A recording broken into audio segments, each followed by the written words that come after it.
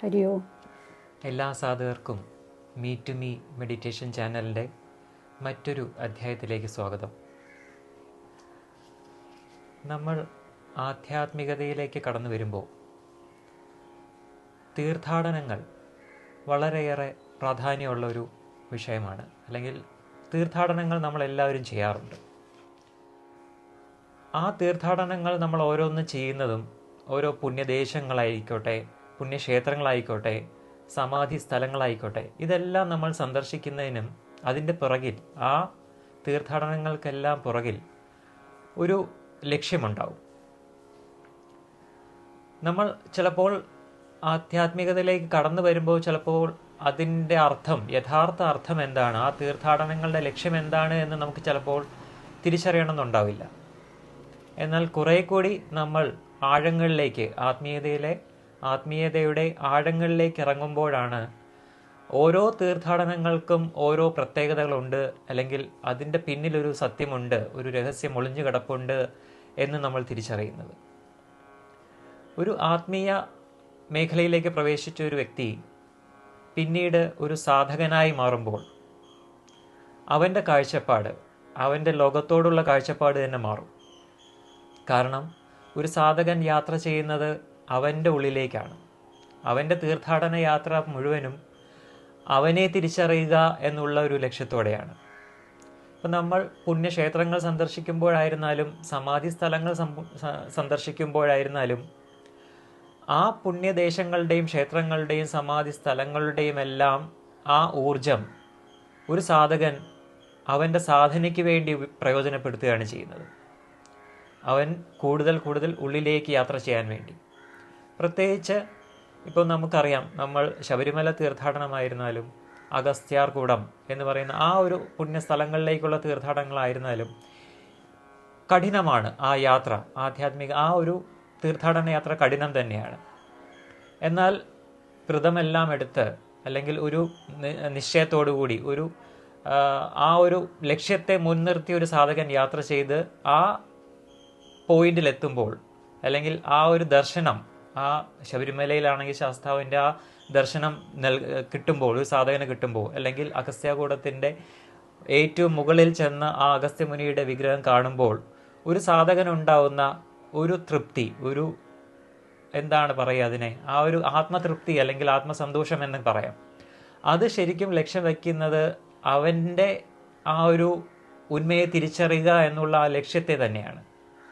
അവൻ യാത്ര ചെയ്ത്, അവൻ്റെ ആ സാധനാ യാത്ര എത്രത്തോളം കഠിനമാണ് എങ്കിലും ആ ലക്ഷ്യം അവൻ്റെ ഉള്ളിലുണ്ടെങ്കിൽ, അവനെ തിരിച്ചറിയുക എന്നുള്ള ലക്ഷ്യം ഉണ്ടെങ്കിൽ ആ ഒരു യാത്ര ഒരിക്കലും കഠിനമാവില്ല. അതാണ് ഒരു സാധകൻ അവൻ്റെ ഉള്ളിലേക്ക് നടത്തുന്ന തീർത്ഥാടന യാത്ര. പല സാധകരും പല രീതികളിലായിരിക്കും അവരുടെ ഉപാസനകൾ മുന്നോട്ട് കൊണ്ടുപോകുന്നത്. അതിൽ ചില സാധകർ നാമജപമായിരിക്കാം അവരുടെ ഉപാസനയായി തിരഞ്ഞെടുക്കുന്നത്. ചില സാധകർ വിചാരമാർഗങ്ങളായിരിക്കാം. ഓരോ സാധകർ പോകുന്ന മാർഗങ്ങൾ വ്യത്യസ്തമാണെങ്കിലും അവരുടെ സമർപ്പണം, അതാണ് ഏറ്റവും പ്രാധാന്യം അർഹിക്കുന്നത്. ഇന്ന് നമ്മൾ സത്സംഗത്തിനായിട്ട് എത്തിയിരിക്കുന്നത് തിരുവനന്തപുരം ജില്ലയിലെ കണിയാപുരം എന്ന് പറയുന്ന സ്ഥലത്താണ്. ഇന്ന് നമ്മൾ പരിചയപ്പെടാൻ പോകുന്ന വ്യക്തിത്വവും വിചാരമാർഗം അല്ലെങ്കിൽ വേദാന്തം, അതിൽ ജീവിക്കുന്ന ഒരു മഹത് വ്യക്തിത്വമാണ്. അമ്മയുടെ പേര് ഡോക്ടർ പി വത്സലാദേവി എന്നാണ്. നമുക്ക് അമ്മയെ നമ്മുടെ സത്സംഗത്തിലേക്ക് സ്വാഗതം ചെയ്യാം. നമസ്തേ. നമസ്തേ. വേദാന്തം, ആ പദം കൊണ്ട് എന്താണ് ഉദ്ദേശിക്കുന്നത്?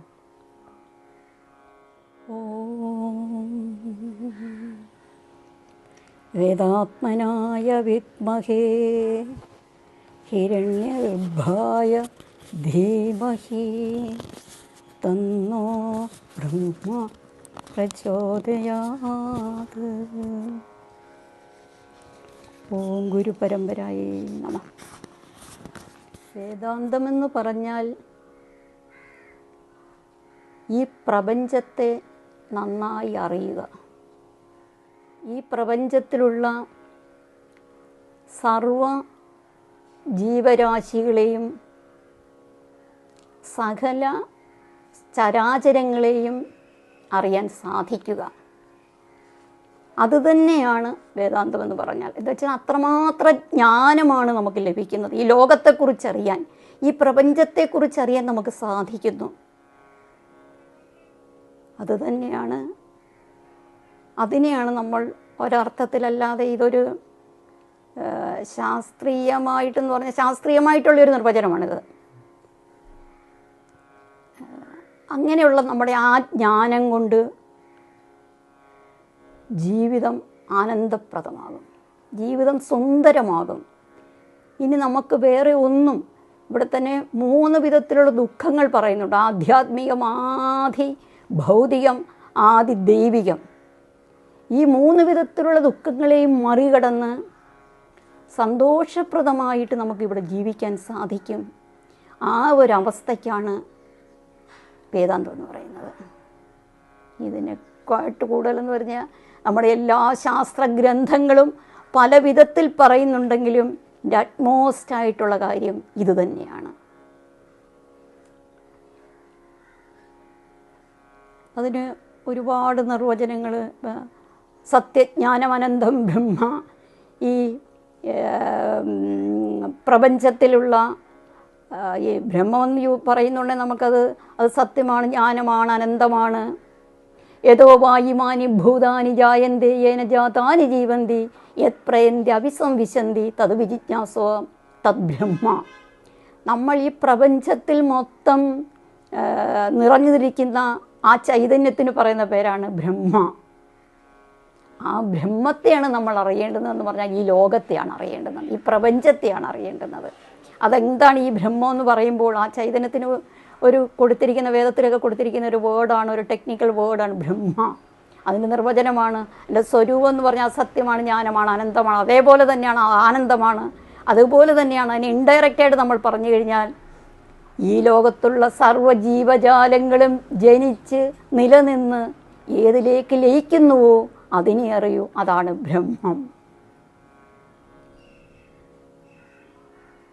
ഈശാവാസ്യമിതം സർവം. ആ ബ്രഹ്മത്തിൻ്റെ ചൈതന്യത്താൽ വലയപ്പെട്ടതാണ് ഈ ലോകം മുഴുവനും. ഇങ്ങനെ ഉപനിഷത് വാക്യങ്ങൾ കൂടി, എന്ന് വെച്ചാൽ ഉപനിഷത്താണല്ലോ വേദാന്തമെന്ന് പറയുമ്പോൾ അതിന് നമ്മൾ നിർവചിച്ച് ഇങ്ങനെ പറയും, വേദത്തിൻ്റെ അന്തം, the last portion of the Veda, that means Vedanta. അപ്പോൾ വേദത്തിൻ്റെ അന്തഭാഗത്താണ്, വേദത്തിൻ്റെ അവസാന ഭാഗത്തെയാണ് നമ്മൾ വേദാന്തമെന്ന് പറയുന്നത്. അതാണ് നമുക്ക് ദാർശനികമായിട്ട്, ശാസ്ത്രീയമായിട്ട് ഈ പ്രപഞ്ചത്തെക്കുറിച്ചറിയാനും നമ്മളെക്കുറിച്ചറിയാനുമൊക്കെ ആചാര്യന്മാർ പറഞ്ഞു വച്ചിരിക്കുന്ന ഭാഗം. വേദാന്തം ഒരു സന്യാസിക്കും ഗൃഹസ്ഥനും വഴങ്ങുമോ? ലോകത്തുള്ള സർവ്വജനങ്ങൾക്കും വേണ്ടിയിട്ടാണ് വേദാന്തം. അങ്ങനെ നമ്മൾ ആശ്രമചതുഷ്ടയങ്ങളൊക്കെ പറയുന്നത് ഈ ആശ്രമചതുഷ്ടയങ്ങൾക്കും വേണ്ടിയിട്ടാണല്ലേ, ബ്രഹ്മചര്യം, ഗാർഹസ്ഥ്യം, വാനപ്രസ്ഥം, സന്യാസം. അങ്ങനെ ഒരു വേർതിരിവൊന്നും വേദാന്തത്തെ സംബന്ധിച്ചിടത്തോളം ഇല്ല. ജ്ഞാനം സന്യാസ ലക്ഷണം. സന്യാസിക്കും എന്താണ്? ജ്ഞാനമാണ് വേണ്ടത്. ഈ ജ്ഞാനം എവിടെ നിന്നാണ് കിട്ടുന്നത്? വേദാന്തത്തിൽ നിന്ന് തന്നെയാണ്. ഈ മൊത്തത്തിലുള്ള ഒരു ജ്ഞാനമെന്ന് പറഞ്ഞാൽ, ഈ ലോകത്തെ മൊത്തത്തിൽ അറിയാനുള്ളതായ ജ്ഞാനമെന്ന് പറഞ്ഞാൽ അത് വേദാന്തത്തിൽ നിന്ന് കിട്ടുമ്പോൾ ഒരു വേർതിരിവുമില്ല. ഇവിടെയുള്ള സമസ്ത ജീവജാലങ്ങൾക്ക് വേണ്ടിയിട്ടുള്ളതാണ് വേദാന്തം. അതിനകത്തൊരു വേർതിരിവുമില്ല. പിന്നെ ചതുരാശ്രമങ്ങൾ, അതുപോലെ തന്നെ ചാതുർവർണ്ണ്യം, 4 ജാതികളില്ലേ, 4 ജാതികൾ, ശൂദ്രർ, ഇത് എന്താണ്, ബ്രാഹ്മണർ, ക്ഷത്രിയർ, വൈശ്യർ, ശൂദ്രർ. അങ്ങനൊരു വേർതിരിവ് എന്ന് വെച്ചാൽ ഈ ലോകത്ത് മൊത്തം ഒന്നായി കാണുകയാണ് വേദാന്തം ചെയ്യുന്നത്. അതുകൊണ്ട് ആരെയും ഇവിടെ ജാതി, മത, വർണ്ണ, വർഗ ഭേദങ്ങളെയൊക്കെ അതിനെല്ലാം അതീതമായിട്ടാണ്. അതാണ് വേദാന്തത്തിൻ്റെ കാഴ്ചപ്പാട്. അതുകൊണ്ട് ഇന്നാർക്കെന്നുള്ള അതൊക്കെ നമ്മൾ ചെയ്തു വെച്ചിരിക്കുന്നതാണ്. വർണ്ണങ്ങളും ആശ്രമങ്ങളും ഒക്കെ അതിനൊക്കെ ആചാര്യന്മാർ ചെയ്തു വെച്ചിരിക്കുന്നത് അതിൻ്റേതായിട്ടുള്ള പ്രാധാന്യമുണ്ട്. അത് വളരെ ഇതാണ്. നമ്മൾ ഇപ്പം തന്നെ പറയുമല്ലോ, പിന്നെ അമ്പലം വേണോ വേണ്ടായോ എന്നുള്ളൊരു തർക്കമുണ്ടില്ലേ. ചിലർ പറയും അമ്പലം വേണം, ചിലർ പറയും അമ്പലം വേണ്ട. പക്ഷെ എന്താണ്, സാധാരണ ജനങ്ങളെ സംബന്ധിച്ചിടത്തോളം അമ്പലം അവരുടെ ആശ്രയ കേന്ദ്രമാണ്. അവിടാണ് തുടങ്ങേണ്ടുന്നത്. അമ്പലത്തിൽ പോയി ആ ശുദ്ധമായ, ആദ്യം നമുക്ക് വേണ്ടുന്നത് എന്താണ്? ശുദ്ധമായ അന്ധക്കരണമാണ്, മനസ്സ്. ചഞ്ചലം ഹി മനഃകൃഷ്ണ അല്ലേ. മനസ്സെന്ന് പറയുന്നത് എന്താണ്? എപ്പോഴും ചഞ്ചലമാണ്. അത് എത്ര പിടിച്ചു നിർത്തിയാലും നമുക്ക് വഴങ്ങാത്ത മനസ്സിനെ ജയിച്ചു കഴിഞ്ഞാൽ ഈ ലോകത്തെ ജയിക്കാം. പക്ഷേ മനസ്സിനെ ജയിക്കണ്ടേ? അതിനാണ് പറഞ്ഞിരിക്കുന്നത്, ഭഗവത്ഗീതയിൽ തന്നെ പറയുന്നുണ്ട്, അഭ്യാസവും വൈരാഗ്യവും മതി. ഈ അഭ്യാസവും വൈരാഗ്യവും നമ്മുടെ കുട്ടികളിലേക്ക് ചെറുപ്പത്തിലേ കൊടുക്കണം. പ്രായമായി കഴിഞ്ഞതിന് ശേഷമല്ല ഇതൊന്നും തുടങ്ങേണ്ടുന്നത്. നമ്മുടെ വീടുകളിൽ തന്നെ നമുക്കൊക്കെ ഒരുപാട് ഉദാഹരണങ്ങളുണ്ട് പറയാനാണെങ്കിൽ. ചെറുപ്പത്തിൽ മുതൽ ചിങ്ങമാസം തുടങ്ങി കർക്കിടക മാസം വരെയുള്ള ആചരണങ്ങൾ, ഹിന്ദുവിൻ്റെ ആചരണങ്ങൾ മൊത്തം നമ്മുടെ വീട്ടിൽ അച്ഛനും അമ്മയും അതിന് വളരെയധികം നമ്മൾ എല്ലാ വിധത്തിലും, ചിങ്ങമാസത്തിലെ ഓണമായാലും കന്യമാസത്തിലെ നവരാത്രിയിലെ വ്രതമായാലും, അതുപോലെ തന്നെ തുലാമാസം വരുമ്പോൾ ദീപാവലി, അതുപോലെ വൃശ്ചികമാസം വരുമ്പോൾ എന്താണ് നമ്മുടെ മണ്ഡലകാലം തുടങ്ങുന്നു. ഇങ്ങനെയുള്ള വ്രതങ്ങൾ, ശിവരാത്രി, കുംഭമാസത്തിലെ ശിവരാത്രി, ധനുമാസത്തിലെ ഏകാദശി വ്രതം, അമ്മ വ്രതങ്ങളൊക്കെ നമ്മളൊക്കെ ചെറുപ്പത്തിൽ നോക്കിക്കുമായിരുന്നു. വ്രതങ്ങളൊക്കെ അമ്മയും പ്രദോഷവ്രതം ഇതൊക്കെ നോക്കുന്നതായിരുന്നു. അതുപോലെ തന്നെ പിന്നെ ധനുമാസം ധനുമാസത്തിലെ തിരുവാതിര, പിന്നെ മകരമാസമാകുമ്പോൾ പിന്നെ പൊങ്കാല അല്ലേ. നമ്മൾ പൊങ്കാല എന്നാണല്ലേ പറയുന്നത്. പൊങ്കൽ എന്നുള്ള തമിഴ്നാട്ടിൽ പറയുമ്പോൾ നമ്മൾ പൊങ്കാല. പിന്നെ കുംഭമാസം വരുമ്പോൾ പിന്നെ ശിവരാത്രി വരുന്നു, കുംഭമാസം. പിന്നെ മീനമ്മയുടെ മാസം വരുമ്പോൾ വിഷു. അങ്ങനെയുള്ള ഈ 12 മാസങ്ങളിലും നമുക്ക് വളരെയധികം പ്രാധാന്യം ഉണ്ടായിരുന്നു. അങ്ങനെയൊക്കെയാണ് നമ്മൾ ചെറുപ്പത്തിൽ. അതുകൊണ്ട് എനിക്കിതൊന്നും അന്യമല്ല. എനിക്കിതെല്ലാത്തിനകത്ത് എല്ലാം, എന്ത് കാർഷിക വിഭവങ്ങളായാലും, ഏത് വിധത്തിലായാലും, ഏത് സാഹചര്യത്തോടായാലും എനിക്ക് ഒത്തുപോകാൻ എനിക്ക് പറ്റുന്നത് എന്താ, നമ്മുടെ ആ ചെറുപ്പത്തിൽ നമ്മുടെ പേരൻസ്, ഞാൻ സംസാരിക്കുമ്പോൾ ഞാൻ സ്റ്റേജിൽ പറയുന്നതാണ്, എൻ്റെ അച്ഛനും അമ്മയുമാണ് ഇന്ന് ഞാനിവിടെ വന്ന് നിൽക്കുന്നതെങ്കിൽ അവരുടെ ആ ഒരു ചെറുപ്പകാലത്തിലുള്ള അവരുടെ ഒരു ചിട്ടയിൽ ഞാൻ വളർന്നത് കൊണ്ടാണ്. എനിക്ക് ഒരുപാട് നിയോഗങ്ങളൊക്കെ നമ്മൾ പറയുമെങ്കിലും ചെറുപ്പത്തിൽ നമുക്ക് ഇന്നത്തെ കുഞ്ഞുങ്ങൾക്കത് കിട്ടുന്നുണ്ടോ? കിട്ടണം. ഇതാരാ ചെയ്യേണ്ടുന്നത്? ചെറുപ്പത്തിലുള്ള ഗുരുക്കന്മാരെന്ന് പറയുന്നത് പേരൻസാണ്. എന്തുകൊണ്ട് നമ്മുടെ കുട്ടികൾക്ക് ഇത് കിട്ടുന്നില്ല? അതിനൊക്കെയുള്ളൊരു സംവിധാനം ഇവിടെ വേണ്ടേ? എങ്ങോട്ടാണ് നമ്മുടെ പോക്ക്? അവർക്കൊക്കെ എപ്പോഴും വലിയ വലിയ ജോലികൾ, ഞാൻ തന്നെ പഠിപ്പിക്കുന്ന കുട്ടികളൊക്കെ എത്രയോ എക്സാമ്പിൾ ഞാൻ കണ്ട്. പല വിധത്തിലാണ് ഈ പേരൻസിൻ്റെ പെരുമാറ്റങ്ങൾ. അവരൊക്കെ എന്തിനോ വേണ്ടി എന്താ ഇവിടെ വേണ്ടുന്നത്? എത്ര ലളിതമായിട്ട് സുന്ദരമായിട്ട് നമ്മുടെ കുഞ്ഞുങ്ങളെ വളർത്തിക്കൊണ്ട് ജീവിക്കാൻ സാധിക്കും. അതൊന്നുമല്ല അവർക്ക് വേണ്ടുന്നത്. വെറുതെ അത്യാഗ്രഹം മൂത്ത് വലിയ വലിയ വിദ്യാഭ്യാസമൊക്കെ ചെയ്ത് ഏതാണ്ട് പിള്ളേർ ഉറങ്ങരുത്, എവിടെങ്കിലും സ്വസ്ഥമായിട്ടിരിക്കരുത്, എന്തൊക്കെ നിബന്ധനകളായി അവർ വെച്ചുകൊണ്ട് നടക്കുന്നത്. എന്തോമനകളായിട്ട് ഈ കുഞ്ഞുങ്ങളെ വളർത്താം. അങ്ങനെ ചെറുപ്പത്തിൽ ആ സ്നേഹവും വാത്സല്യമൊക്കെ കൊടുത്ത് വേണ്ടേ നമ്മുടെ കുഞ്ഞുങ്ങൾ വളരാൻ? എങ്കിലല്ലേ അവനൊന്നൊരു ഉത്തമ പൗരനായിട്ട് അവനോട് ജീവിക്കാൻ പറ്റത്തുള്ളൂ. ഇതൊന്നും ചെയ്യുന്നില്ല. അപ്പോൾ അതുകൊണ്ട് ഇതിനൊക്കെ ഒരു സംവിധാനം എന്തുകൊണ്ട് നമുക്ക് പറ്റുന്നില്ല എന്നതാണ് എൻ്റെ ചോദ്യം. ഇതൊക്കെ നമ്മൾ തന്നെ ഓരോരുത്തരും മുന്നിട്ടിറങ്ങി നമ്മളിതൊക്കെ വേറൊരാൾ ചെയ്യട്ടെ എന്ന് വിചാരിച്ച് ഒരിക്കലും നമ്മൾ നിൽക്കാൻ പാടില്ല. നമ്മൾ തന്നെയാണ് ഇതിൻ്റെയൊക്കെ സംവിധാനങ്ങൾ ഓരോരുത്തരും ഒരുക്കണം. അപ്പോൾ അത് മൊത്തത്തിൽ നമുക്ക് സാധ്യമാക്കിയെടുക്കാം. അതിന് ചെറിയ ഒരു സ്റ്റെപ്പില്ലേ, നമ്മളൊരു സ്റ്റെപ്പ് വെച്ചാൽ ഇല്ലേ എത്രയോ സ്റ്റെപ്പുകൾ നമ്മുടെ കൂടെ നിൽക്കാൻ ഈ പ്രകൃതി നമ്മളോട് കൂടെ നിൽക്കും അതിനൊക്കെ വേണ്ടിയിട്ട്. പക്ഷെ അതൊക്കെ എന്തുകൊണ്ട് ആളുകൾ തിരിച്ചറിയുന്നില്ലെന്നുള്ള ഈ ശാസ്ത്രജ്ഞാനം ചെറുപ്പത്തിലെ കുഞ്ഞുങ്ങൾക്ക് കൊടുത്തു കഴിഞ്ഞാൽ ഇതൊക്കെ നേരെയായിക്കോളും. അപ്പോൾ അതുകൊണ്ടാണ് വേദാന്തം എന്ന് പറയുന്ന ആരിൽ നിന്നും മാറ്റി നിർത്തപ്പെടേണ്ടുന്നതല്ല.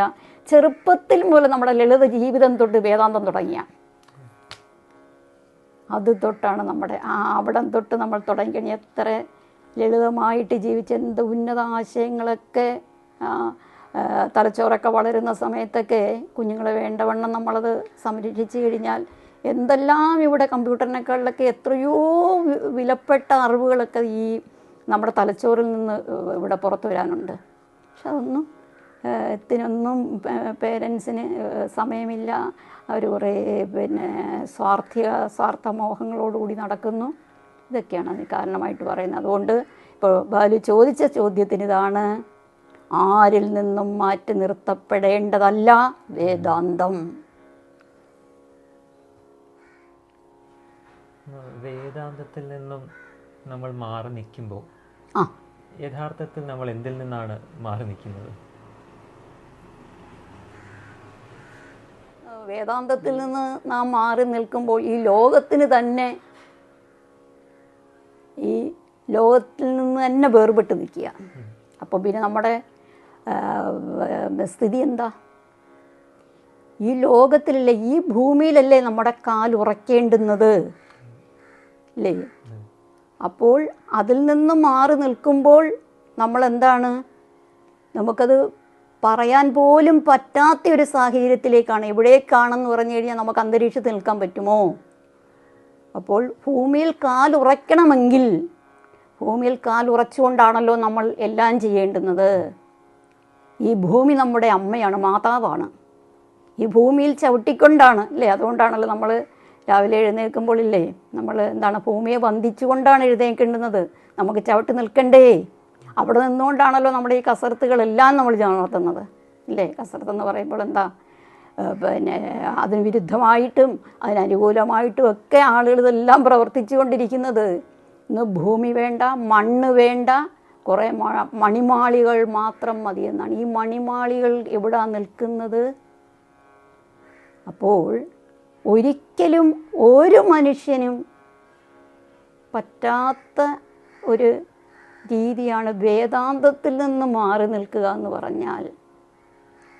അതല്ലേ ബാലു ചോദിച്ചത്, വേദാന്തത്തിൽ നിന്ന് മാറി നിൽക്കുക എന്ന് പറഞ്ഞു കഴിഞ്ഞാൽ.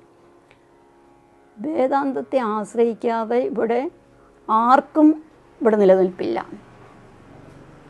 അത് നമ്മൾ ആ ഒരു ടേം കൊടുത്തങ്ങോട്ട് പോവണ്ട. നമ്മുടെ ജീവിതത്തെ, ലളിതസുന്ദരമായ ജീവിതം നയിക്കുന്നത് കൊണ്ട് നമ്മളെന്താണ്, വേദാന്തത്തിനോടൊപ്പം പോവുകയാണ്. അല്ലാതെ മാറ്റി നിർത്തപ്പെടുക എന്നുള്ളൊരു ആശയമേ നമ്മുടെ മനസ്സിൽ ഉദിക്കാൻ പാടില്ല. ഒരിക്കലും അതിന് സാധ്യമല്ല, അസാധ്യമായ ഒരു കാര്യമാണ്, ഇമ്പോസിബിളായിട്ടുള്ളൊരു കാര്യമാണ്. എന്താണ്, അങ്ങനെ ഒരു ചിന്ത പോലും നമുക്ക് വരാൻ പറ്റുന്നില്ല. എന്തുകൊണ്ടെന്നാൽ എന്താണ്, വേദാന്തമെന്ന് പറയുന്നത് ആർക്കോ വേണ്ടി എവിടെയോ ഇരുന്ന് തയ്യാറാക്കപ്പെട്ടതൊന്നുമല്ല, മനുഷ്യരാശിക്ക് വേണ്ടിയിട്ടുള്ളതാണ്. അപ്പോൾ അതുകൊണ്ട് നമ്മൾ അങ്ങനെ ഒരു ചിന്തയ്ക്ക് പ്രസക്തി ഇല്ലെന്നാണ് എനിക്ക് പറയാനുള്ളത്. വേദാന്തത്തിൽ നിന്ന് മാറി നിന്നുള്ളൊരു ചിന്തയില്ല. നമ്മുടെ എല്ലാ പ്രവർത്തനങ്ങളും ആ വേദാന്തത്തെ ആശ്രയിച്ച് നാം അറിയാതെ തന്നെ അതിനോടൊപ്പം തന്നെയാണ് നമ്മളെല്ലാവരും സഞ്ചരിച്ചു കൊണ്ടിരിക്കുന്നത്. നമ്മുടെ യാത്രയെല്ലാം അതിനോടൊപ്പമാണ്. തിരിച്ചറിയാതെ പോകുന്നു. അതെ അതെ, പലരും അത് തിരിച്ചറിയാതെന്ന് പറഞ്ഞാൽ അവിടെ എന്ത് വരുന്നു? അജ്ഞാനം. ഇതിനെല്ലാം കാരണം എന്താണ്? ആ ജ്ഞാനമെന്ന പോയിന്റിലേക്ക് എത്താത്തത് കൊണ്ടാണ് ഈ നശീകരണ പ്രവർത്തനങ്ങളും ആവശ്യമില്ലാത്തതെല്ലാം ഈ ഭൂമിയിൽ നടന്നുകൊണ്ടിരിക്കുന്നത്. അപ്പോൾ നമ്മളെന്ത് വേണം? ജ്ഞാനമാർജിക്കാനുള്ളതാണ്. ആചാര്യന്മാർ പറഞ്ഞിട്ടുണ്ട്, വേറെ ഒന്നും നമുക്ക് വേണ്ട. നഗി ജ്ഞാനേന സദൃശം പവിത്രമിഹ വിദ്യതേ ജ്ഞാനം ലബ്ധ്വാ പരാം ശാന്തി. ജ്ഞാനത്തോളം പവിത്രമായി ഇവിടെ വേറെ എന്താണുള്ളത് അല്ലേ? ജ്ഞാനത്തോളം പവിത്രമായിട്ടെന്ന് പറഞ്ഞ് വേറെ ഒരു വസ്തുവിനെയും നമുക്ക് പറയാൻ പറ്റില്ല. അപ്പോൾ ആ ജ്ഞാനം നമ്മൾ ആർജിക്കുക തന്നെ വേണം. ജീവിതം തൊട്ട് ജനനം മുതൽ നമ്മൾ ആർജിക്കേണ്ട ഒന്നാണ് ജ്ഞാനം. ഓരോ വിധത്തിലുള്ള, നമുക്ക് തന്നെ ഇന്നറിയാം, നമ്മൾ എങ്ങോട്ട് തിരിഞ്ഞാലും എങ്ങനെയായാലും അത് ഭംഗിയായിട്ട് എല്ലാ കാര്യങ്ങളും നടക്കാൻ അതിനകത്തൊരു ജ്ഞാനം ഉണ്ടാവണം. ഒരു ചെറിയ നിസ്സാരം, ഒരു കാര്യത്തിൽ നമ്മൾ ഏർപ്പെട്ടാലും എന്താണ്, അതിൻ്റെ ഏതെല്ലാം വശങ്ങളാണ് നമ്മൾ അറിയേണ്ടുന്നത്. അതുകൊണ്ട് തന്നെയാണ് ഈ ആളുകളെപ്പോലും വേർതിരിക്കാത്തത്. എന്താണ്, നമുക്കിപ്പോൾ എല്ലാ ജ്ഞാനവും കൂടി ഇപ്പോൾ ഈ നമ്മുടെ ഒരു വീട് തന്നെ പണിയണം. ഏതെല്ലാം വിധത്തിലുള്ള ജ്ഞാനം ഉണ്ടായാലാണ് എത്ര ആളുകൾ അതിൻ്റെ പിന്നിൽ പ്രവർത്തിക്കുന്നത് അല്ലേ? അപ്പോൾ എവിടെയും എന്താണ്? ജ്ഞാനം ഉണ്ടാകണം. ഇതമന്ധം തമ കൃഷ്ണം ജായേത ഭുവനത്രയം ഇത് ശബ്ദാഹുയം ജ്യോതി ആ സംസാരം എന്ന ദീപ്യതേ. എന്താ, ഈ ലോകം മൊത്തം അന്ധകാരമയമാകുമായിരുന്നു. എന്താണ്? ഇതമന്ധം തമ കൃഷ്ണം ജായേത ഭുവനത്രയം ഇത് ശബ്ദാഹുയം ജ്യോതി. ആ ജ്യോതിസാകുന്ന ജ്ഞാനം ഇവിടെ പ്രകാശിച്ചിരുന്നില്ല എങ്കിൽ ഈ ലോകം മൊത്തം അന്ധകാരമയമാകുമായിരുന്നു. അപ്പോൾ അന്ധകാരത്തെ മാറ്റാൻ എന്താണ് വേണ്ടത്? നമുക്ക് ജ്ഞാനമാണ് വേണ്ടുന്നത്. എന്ത് മോശമായ പ്രവൃത്തികൾ നമ്മൾ കാണുമ്പോഴും നമ്മളെന്താണ്? അത് ജ്ഞാനത്തിൻ്റെ അഭാവമായിട്ട് തന്നെ നമ്മൾ എടുക്കണം. പിന്നെ എപ്പോഴാണ് ശ്രദ്ധാവാൻ ലഭതേ ജ്ഞാനം? വെറുതെ ജ്ഞാനം ആർജിക്കുക എന്ന് പറഞ്ഞാൽ നമ്മൾ ഈ ഫീൽഡിൽ നിൽക്കുന്നവർക്ക് എല്ലാവർക്കും അറിയാം. ശുദ്ധമായ ജ്ഞാനമെന്ന് പറയുന്നത് എത്രയോ വർഷത്തെ തപസ്സുകൊണ്ടേ നമുക്ക് ലഭിക്കുകയുള്ളൂ. അതിനൊക്കെ തയ്യാറാവണം നമ്മൾ. വെറുതെ എല്ലാ ഹാർഡ് വർക്ക് കൊണ്ടല്ലേ നമുക്ക് ലഭിക്കുകയുള്ളൂ. നല്ല ഫലങ്ങൾ വേണമെങ്കിൽ അതിനെല്ലാം ഹാർഡ് വർക്ക് വേണം. അപ്പോൾ അതിന് നമ്മൾ തയ്യാറാവാതെ കുറ്റവും അങ്ങോട്ടും ഇങ്ങോട്ടും കുറ്റവും കുറവും ഇതിനൊന്നുമല്ല ഒരു മനുഷ്യ ജീവിതം. അപ്പോൾ നമ്മൾ നമ്മുടെ എല്ലാ ജനിക്കുന്ന സമയം മുതൽ നമ്മുടെ അവസാന സമയം വരെ നമ്മൾ എന്താണ്? അജ്ഞാനത്തിൽ തന്നെ ഉറച്ചു നിൽക്കണം. ജ്ഞാനം മാത്രമേ ഉള്ളൂ. അജ്ഞാനത്തെ നീക്കം ചെയ്യാൻ ഇവിടെ ജ്ഞാനം മാത്രമേ ഉള്ളൂ. അതിനായിട്ടായിരിക്കണം നമ്മുടെ ഓരോ നിമിഷവും നമ്മുടെ ഓരോ സ്റ്റെപ്പും അതിനായിട്ട് തന്നെയായിരിക്കണം ജീവിതത്തിൽ, ജ്ഞാനാർജനത്തിന് മാത്രമായിട്ട്. അങ്ങനെയാണെങ്കിൽ നമുക്ക് അജ്ഞാനത്തെ ഇല്ലാതാക്കാം. ഒരിക്കലും വേദാന്തം മാറി നിൽക്കുന്നില്ല. ആദ്യം പറഞ്ഞു മാലു അല്ലേ? ആദ്യം ഞാൻ പറഞ്ഞു ഒരിക്കലും മാറി നിൽക്കുന്നില്ല. അല്ല, ഇപ്പം നമ്മൾ ഒന്നിനോടും യോജിക്കുന്നില്ല. ഞാൻ ഇതിനൊക്കെ എതിരാണ്. എന്താണ് വേദാന്തം? ഇതൊക്കെ ഉണ്ടോ? എന്താ ഇത്? എവിടുന്ന് വന്നു? ആര് വന്നു? ഈ പറയുന്നവനെയും അങ്ങനെ പറയാൻ പ്രേരിപ്പിക്കുന്നതിൻ്റെ പിന്നിലും എന്താണ്? വേദാന്തമാണ്. അപ്പം അത് നമ്മൾ എന്തുകൊണ്ട് തിരിച്ചറിയുന്നില്ല? അതെല്ലാം എന്താണ്? അജ്ഞാനത്തിൻ്റെ ഒരു വലിയ ഒരു കെട്ട്. ആ അജ്ഞാനത്തിൻ്റെ അല്ലേ? അജ്ഞാനേനാവൃതം, അജ്ഞാനം കൊണ്ട് ആവരണം ചെയ്യപ്പെട്ട് ഇരിക്കുകയാണ്.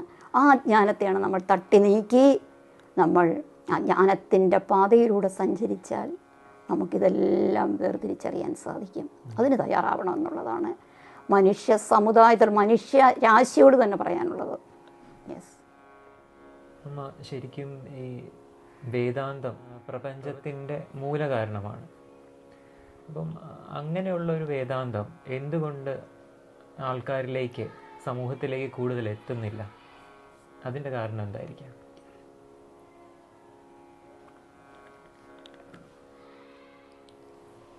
പ്രപഞ്ചത്തിന് മൂലകാരണമാണ് വേദാന്തം എന്നതിൽ സംശയമില്ല. പക്ഷേ അവിടെയും നമ്മൾ പറഞ്ഞ കാരണം തന്നെയാണ്, നേരത്തെ പറഞ്ഞ കാരണം തന്നെയാണ് അജ്ഞാനം. അജ്ഞാനം തുടച്ചു മാറ്റപ്പെട്ടാൽ മാത്രമേ ജ്ഞാനം തെളിയൂ. അപ്പോൾ നമ്മൾ ആദ്യം ശ്രമിക്കേണ്ടുന്നത് എന്താണ്? ഈ അജ്ഞാനത്തെ ഇല്ലാതാക്കുക എന്നുള്ളതാണ്. അജ്ഞാനത്തെ ഇല്ലാതാക്കണം. പിന്നെ ഇതിനൊരു പ്രധാന കാരണമായിട്ട് എന്താണെന്നറിയാമോ നമുക്ക് പറയാനുള്ളത്? നമ്മുടെ പൂർവ ജന്മവാസനയാലാണ് ഇവിടെ ഓരോ ജനനവും.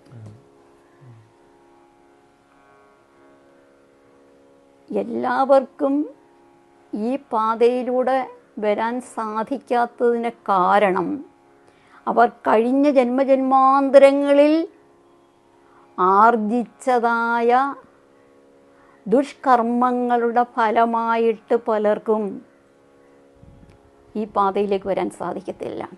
അപ്പോൾ അതിനുവേണ്ടി നമ്മൾ ചെയ്യേണ്ടത് എന്താണെന്ന് പറഞ്ഞാൽ, ഇത് തിരിച്ചറിഞ്ഞുകൊണ്ട് ഈ ജന്മത്തിൽ നല്ല നല്ല പുണ്യപ്രവർത്തികൾ ചെയ്യുക.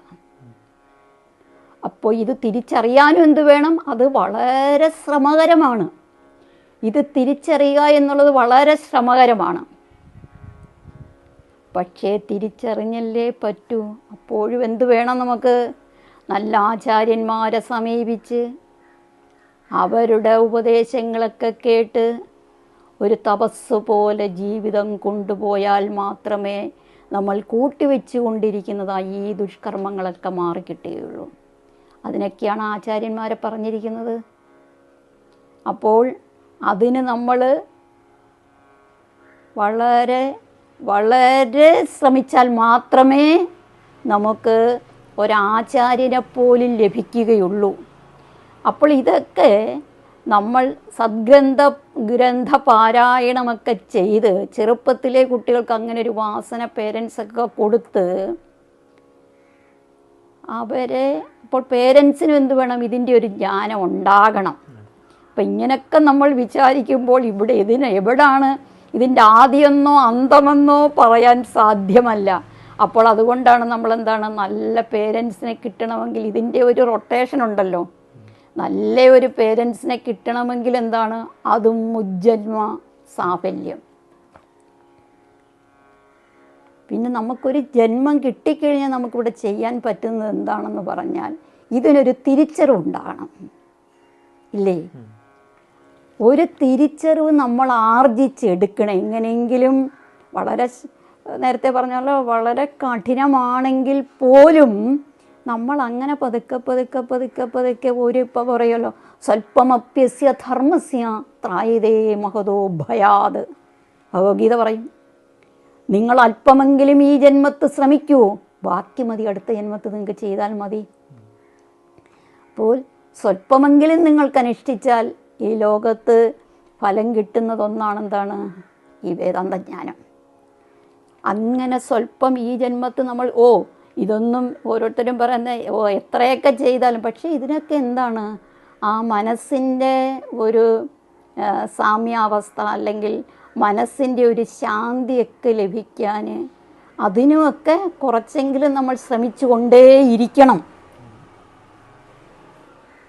ശ്രമിച്ചുകൊണ്ടേയിരിക്കണമെന്ന് പറഞ്ഞാൽ ഇത് ആ ഒരു രീതിയിലല്ല. ഇതെങ്ങനെ മാറ്റിയെടുക്കാൻ പറ്റും? ജന്മജന്മാന്തരങ്ങളായിട്ട് നമുക്ക് കിട്ടിയിരിക്കുന്നതായ ആ കർമ്മവാസന മാറിക്കിട്ടിയാലല്ലേ നമ്മുടെ ചിത്തം ശുദ്ധമാകത്തുള്ളൂ. ആ ശുദ്ധമായ അന്ധകരണത്തിലല്ലേ ഉള്ളൂ ആ ഈശ്വരൻ്റെ ആ ഒരു പ്രസാദം നമുക്ക് കിട്ടുകയുള്ളൂ. പ്രസാദേ സർവദുഃഖാനാം ഹാനിരസ്യ ഉപജായതേ പ്രസന്ന ചേതസോ ഹ്യാശു ബുദ്ധി പര്യവതിഷ്ഠതേ. ഭഗവത്ഗീത പറയും, നമ്മുടെ മനസ്സിന് എന്താണ്, പ്രസാദാത്മകത ഉണ്ടാക്കിയെടുക്കണം. ഒരു വസ്തുവിനോടും പുറംതിരിഞ്ഞിരിക്കാതിരിക്കുക. ജീവിതത്തിൽ എന്ത് പ്രശ്നങ്ങളുണ്ടെങ്കിലും അതിനെ സമചിത്തതയോടെ നമ്മൾ കൈകാര്യം ചെയ്യുക. ഇതൊക്കെ സത്സംഗങ്ങളിൽ നിന്നും ആചാര്യോപദേശത്താലൊക്കെ അല്ലെങ്കിൽ ആചാര്യന്മാരുടെ വാക്കുകളിൽ കൂടി നമുക്ക് കിട്ടണം. അതിനുള്ളൊരു സാഹചര്യം മാതാപിതാക്കൾ ഒരുക്കണം. മാതാപിതാക്കൾക്കും അങ്ങനെയുള്ള ഒരു മാനസികാവസ്ഥ ഉണ്ടാവണം. ഇതൊക്കെ അപ്പോൾ എവിടാണ് തുടങ്ങേണ്ടത്? നമ്മൾ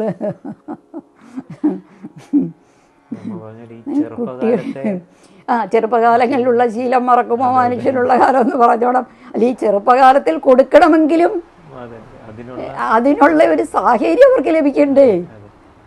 അതിന് നമ്മൾ മാതാപിതാക്കൾക്ക് ഇതിലൊന്നും യാതൊരു താല്പര്യവും ഇല്ല. അങ്ങനെയുള്ള അതാണ് ഞാൻ പറഞ്ഞത്, എന്ത് വേണം, നമ്മുടെ ജന്മം സഫലമായി കിട്ടണം. ഏത് അച്ഛനും അമ്മയ്ക്കും ജനിച്ചെന്നുള്ളതല്ലല്ലോ, അല്ലേ? നമുക്ക് ഒരുപാട് ഉദാഹരണങ്ങൾ നമ്മുടെ പുരാണ ഗ്രന്ഥങ്ങളിലൊക്കെ പറഞ്ഞു വച്ചിട്ടുണ്ടില്ലേ? ഏത് അച്ഛനും അമ്മയൊന്നൊന്നുമില്ല, ഇല്ലേ? അവരുടെയൊക്കെ ആ സ്വഭാവ വൈശിഷ്ട്യമാണ് അവിടെ. ഏത് ജാതിയിലോ ഏത് മതത്തിലോ അതൊക്കെ നമ്മൾ പറഞ്ഞു കഴിഞ്ഞു. വേദാന്തത്തിന് അതൊന്നുമില്ലെന്ന്. അപ്പോൾ അങ്ങനെയൊക്കെ വരുമ്പോഴും എന്താണ്, നമ്മുടെ ഇപ്പോൾ അല്പമെങ്കിലും നമ്മൾ ഈ ജന്മത്തെ അനുഷ്ഠിക്കുമെന്ന് പറയുമ്പോൾ എന്താ, നമ്മളിവിടെ തന്നെ അതെങ്കിലും ഈ കേൾക്കുന്ന അതൊക്കെയും എങ്ങനെയാണ് ഇത് പറഞ്ഞ് ഫലിപ്പിക്കേണ്ടതെന്ന് എനിക്കറിയത്തില്ല.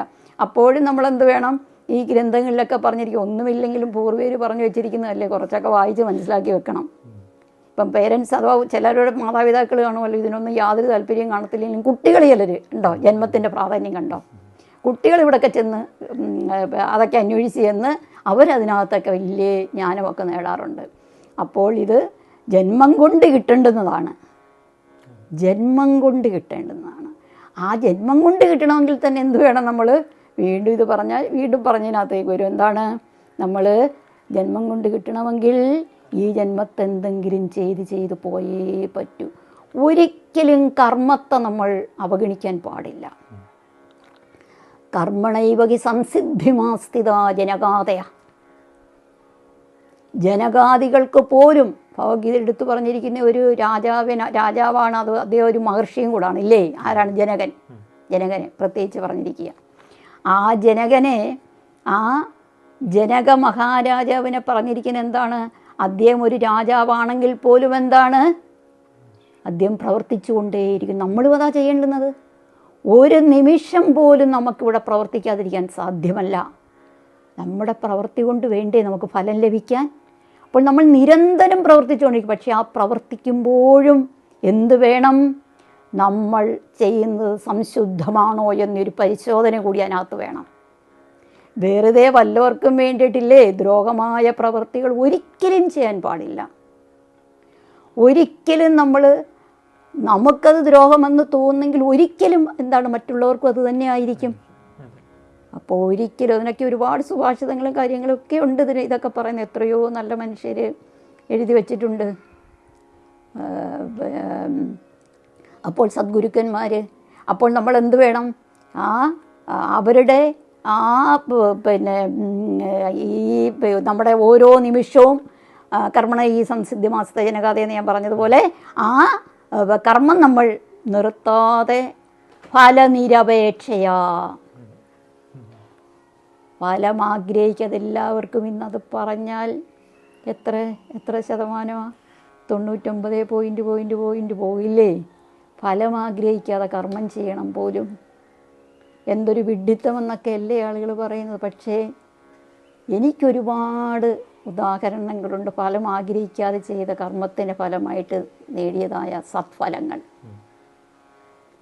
അപ്പോൾ ഒരിക്കലും എനിക്കിത് അതിനോട് അനുകൂലിക്കാൻ സാധിക്കാത്ത ഒന്നാണ്.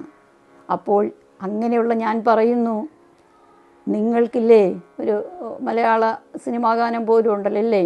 കർമ്മം ചെയ്വത് നമ്മുടെ ലക്ഷ്യം, കർമ്മഫലം തരും ഈശ്വരനല്ലോ. അതൊക്കെ നമ്മുടെ ഈ പ്രപഞ്ച സ്രഷ്ടാവിനെ ഏൽപ്പിച്ചിട്ട് എന്താണ്? നമ്മൾ കർമ്മം ചെയ്തുകൊണ്ടേയിരിക്കുക, നല്ല കർമ്മങ്ങൾ ചെയ്തുകൊണ്ടേയിരിക്കുക, നമുക്ക് ഫലം ലഭിച്ചിരിക്കും. ലോക സംഗ്രഹത്തിന് വേണ്ടിയിട്ടായിരിക്കണം നമ്മുടെ കർമ്മങ്ങൾ അല്ലേ? ലോക ഉദ്ധാരണം. അപ്പോൾ അങ്ങനെ നമ്മൾ സദാ കർമ്മം ചെയ്തുകൊണ്ടിരിക്കുക. ആ കർമ്മം കൊണ്ട് മാത്രമേ നമുക്ക് ഫലം സിദ്ധിക്കുകയുള്ളൂ. ആ ഫലസിദ്ധി കൊണ്ട് മാത്രമേ നമ്മുടെ ജീവിതം സഫലമാകുകയുള്ളൂ. സഫലമായ ഒരു ജന്മത്തിൽ കൂടി കടന്നു പോയാൽ മാത്രമേ നമ്മൾ ഇച്ഛിക്കുന്ന ഇനിയൊരു ജന്മം ഇവിടെ ഉണ്ടാകാതിരിക്കത്തക്കവണ്ണം ഈ പ്രപഞ്ചത്തോട് ലയിക്കത്തുള്ളൂ. നമ്മുടെ ആത്മാവും ഈ പ്രപഞ്ചവുമായിട്ടുള്ള താതാത്മ്യം വരുമ്പോഴാണ് അതിന് തത്വമസി എന്ന് പറയുന്നത്. അതിലേക്ക് നമ്മൾ എത്തിച്ചേരുകയുള്ളൂ. ഇതാണ് വേദാന്തം എന്ന ജ്ഞാനം തന്നെയാണ്. അവിടെ ഈ ഭക്തിയുടെ സ്ഥാനം എന്താണ്? വേദാന്തത്തിൽ അങ്ങനെ പ്രത്യേകിച്ച് അങ്ങനെ ഭക്തി നമ്മൾ പറയേണ്ട കാര്യമില്ല. ഭക്തിയോടുകൂടി ചേർന്നതാണ് വേദാന്തം എന്ന് പറയുന്നത്. അതുതന്നെയാണ് നമ്മൾ നേരത്തെ പറഞ്ഞ എന്താണ് ക്ഷേത്ര ആരാധനയും മറ്റും. അപ്പോൾ നമ്മൾ ആദ്യം തുടങ്ങേണ്ടത് എന്താണ്? അതൊരു ഭഗവതാർച്ചന, ഭഗവാനെ നമ്മുടെ ഇപ്പോൾ തന്നെ എന്താണ് ക്ഷേത്രജ്ഞഞ്ചാഭിമാം വിദ്ധി സർവക്ഷേത്രേഷു ഭാരത അല്ലേ? ഈ ശരീരമാകുന്ന ക്ഷേത്രത്തിൽ ഇരിക്കുന്നത് ആരാണ്? ക്ഷേത്രജ്ഞനാണ് എന്ന് പറഞ്ഞാൽ എന്താണ്? ആ പരമ്പൊരുളാണ് നമ്മുടെ, ആ ചൈതന്യമാണ്. ഈ പ്രപഞ്ചത്തിൽ മൊത്തം വ്യാപ്തമായിരിക്കുന്ന യാതൊരു ചൈതന്യമുണ്ടോ ആ ചൈതന്യം തന്നെയാണ് നമ്മൾ ഓരോരുത്തരിലും കുടികൊള്ളുന്നത്.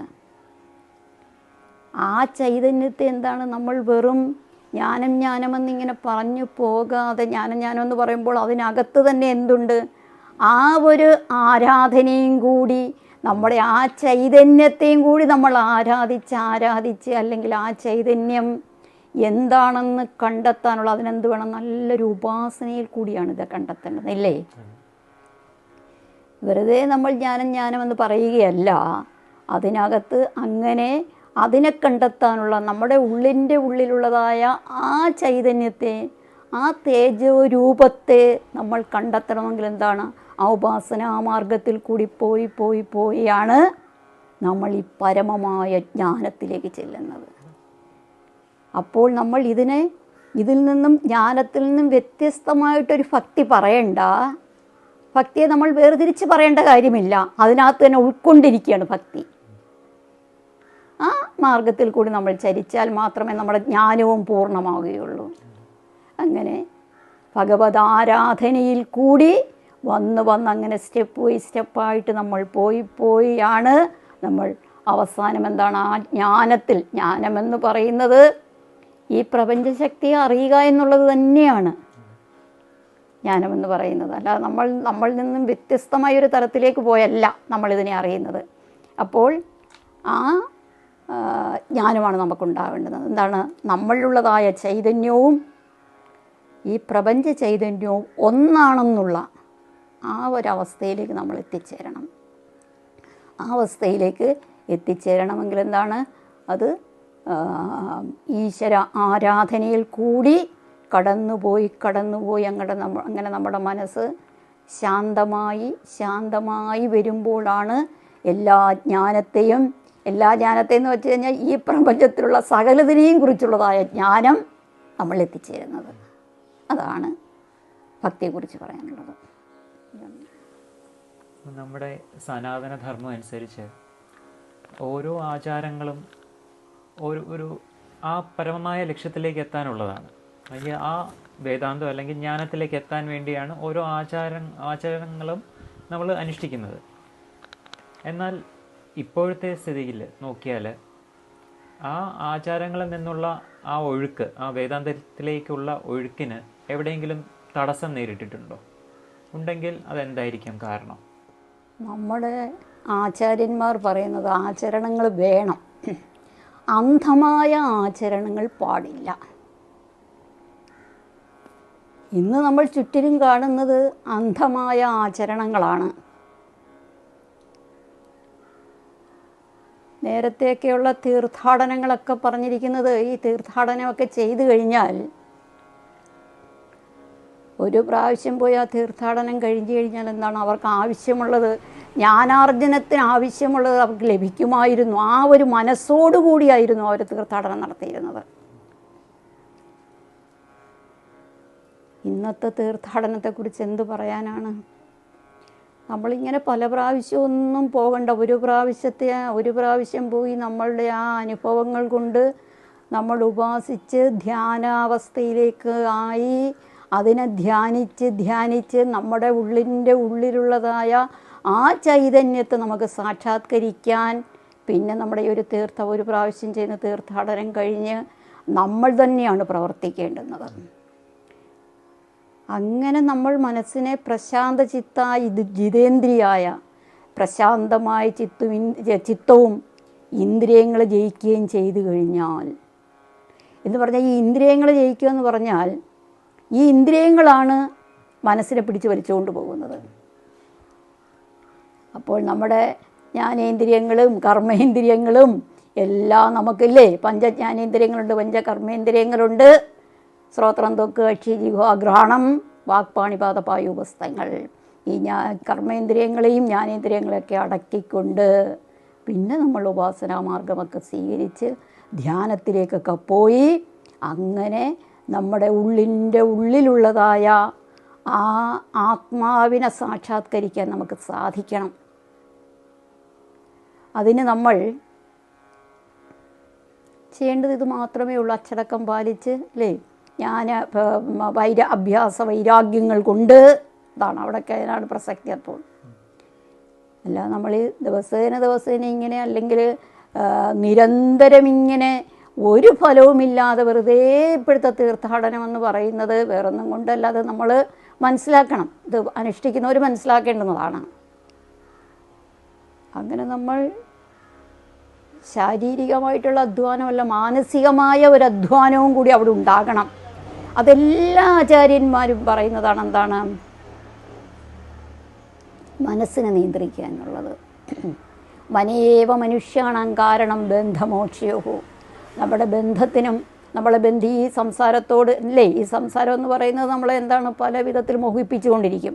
അപ്പോൾ ഈ സംസാര ബന്ധങ്ങളിൽ നിന്നൊക്കെ നമുക്ക് മോചനം നേടാനും അല്ലേ, അതുപോലെ മോക്ഷം നേടാനും നമുക്കെന്താണ്, നമ്മുടെ മനസ്സാണ് നമുക്കതിൻ്റെയൊക്കെ പിന്നിൽ പ്രവർത്തിക്കേണ്ടുന്നത്. അപ്പോൾ ഇങ്ങനെ തീർത്ഥാടനം പോകുമ്പോൾ നമ്മൾ ഒരു പ്രാവശ്യം കണ്ട ആ ക്ഷേത്രങ്ങളിൽ തീർത്ഥാടനം കൊണ്ട് ഉദ്ദേശിച്ച് എവിടെയാണോ തീർത്ഥാടനം ചെയ്യുന്നത് ആ ഒരു രൂപത്തെ നമ്മുടെ ഉള്ളിൻ്റെ ഉള്ളിൽ കാണാൻ നമുക്ക് ആ വിധത്തിലുള്ള ശ്രമമാണ് പിന്നീട് നടത്തേണ്ടുന്നത്. നമ്മളിൽ തന്നെയുണ്ട് ആ ചൈതന്യം അല്ലേ, അതാണ് ജീവാത്മാവെന്ന് നമ്മൾ പറയുന്നത്.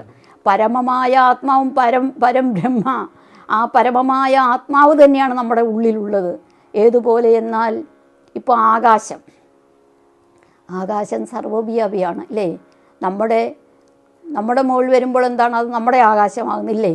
ഒരു മഠത്തിൻ്റെ മുകളിലാകുമ്പോൾ, ഒരു വീടിൻ്റെ മുകളിൽ വരുമ്പോൾ എന്താണ്, അത് മഠാകാശം അല്ലെങ്കിൽ ആ വീടിൻ്റെ മുകളിലുള്ള ആകാശമാണ്. പക്ഷേ അപ്പോഴും നമ്മളെന്ത് ചിന്തിക്കണം, ഇത് ഈ മഹാകാശത്തിൽ നിന്ന് അത് ഭിന്നമാണോ? അല്ല. അതുപോലെയാണ് ഈ പ്രപഞ്ചം മൊത്തം ആ ചൈതന്യമുണ്ടെങ്കിൽ നമ്മുടെ ഉള്ളിൽ എന്തുണ്ട്, ആ ചൈതന്യത്തിൻ്റെ ഒരു അംശമുണ്ട്. അതിന് നമ്മളെന്ത് വേണം, നമ്മുടെ ഉപാസന കൊണ്ടും ധ്യാനം കൊണ്ടും അതിനെ മെഡിറ്റേറ്റ് ചെയ്ത് നമ്മൾ ആ പരമമായ ചൈതന്യത്തോട് ഇണക്കി ചേർക്കാനാണ് നമ്മൾ.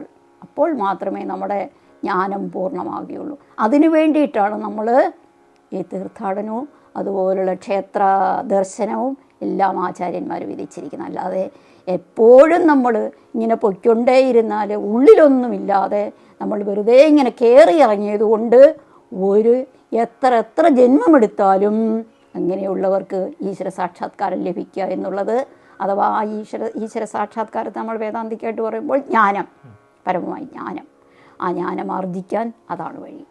അല്ല നമ്മളതുകൊണ്ട് പോകുന്നവർ ഓരോരുത്തരും നമ്മൾ ആ പുണ്യസ്ഥലങ്ങൾ ദർശിക്കുമ്പോഴെല്ലാം നമ്മൾ കാണേണ്ടുന്നത് എന്താണ്, നമുക്ക് നമ്മുടെ ഉള്ളിലുള്ള ആ ഒരു ആ ചൈതന്യവും ഈ മഹാചൈതന്യവും തമ്മിൽ, പ്രപഞ്ച ചൈതന്യവും തമ്മിൽ വ്യത്യസ്തമല്ല. അങ്ങനെ അത് മാത്രമാണ് നമ്മുടെ ജീവിത ലക്ഷ്യം, അതിനെ സാക്ഷാത്കരിക്കുക എന്നുള്ളത്. അതിനുള്ള ഒരു ഉത്തമ ഉദാഹരണം തന്നെ ശബരിമല എന്ന് പറയാം. ശബരിമല എന്ന് പറയാം. എഴുതി വച്ചിരിക്കുന്ന ഒരു മഹത് വാക്യവും തത്വമസി എന്നാണ്. അതെ, നമ്മുടെ തന്നെ ഉള്ളിൽ അതെ, തത് ത്വം അസി, അത് തന്നെയാണ് നീ, ആ പരമമായ ചൈതന്യം തന്നെയാണ് നീ. അത് നിന്റെ ഉള്ളിലേക്ക് നോക്കൂ. അതിനൊരു മനസ്സാണ് ഇന്ന് നമുക്ക് നമ്മുടെ ഭക്തന്മാർക്കുണ്ടാകേണ്ടുന്നത്. അവൻ്റെ ഉള്ളിലേക്ക്, തൻ്റെ തന്നെ ഉള്ളിലേക്ക് നോക്കാൻ ആ ഒരു മനസ്സുണ്ടാകണം. എങ്കിൽ മാത്രമേ നമ്മുടെ ജീവിതം സഫലമാവുകയുള്ളൂ. വേദാന്തം എന്ന് നമ്മൾ കേൾക്കുമ്പോൾ പെട്ടെന്ന് നമ്മുടെ മനസ്സിൽ വരുന്നത് ശങ്കരാചാര്യരെയാണ്. എന്തുകൊണ്ടാണ് മലയാളികൾ ആദിശങ്കരനെ അറിയാതെ പോയത്? നല്ലൊരു ചോദ്യമാണ് ചോദിച്ചത്. അദ്വൈത മതസ്ഥാപകനാണ് ശ്രീ ശങ്കരാചാര്യ സ്വാമികൾ. എന്തുകൊണ്ട് ശ്രീശങ്കരനെ അറിയുന്നില്ലെന്ന് ചോദിച്ചു കഴിഞ്ഞാൽ, നമ്മുടെ കപടമായ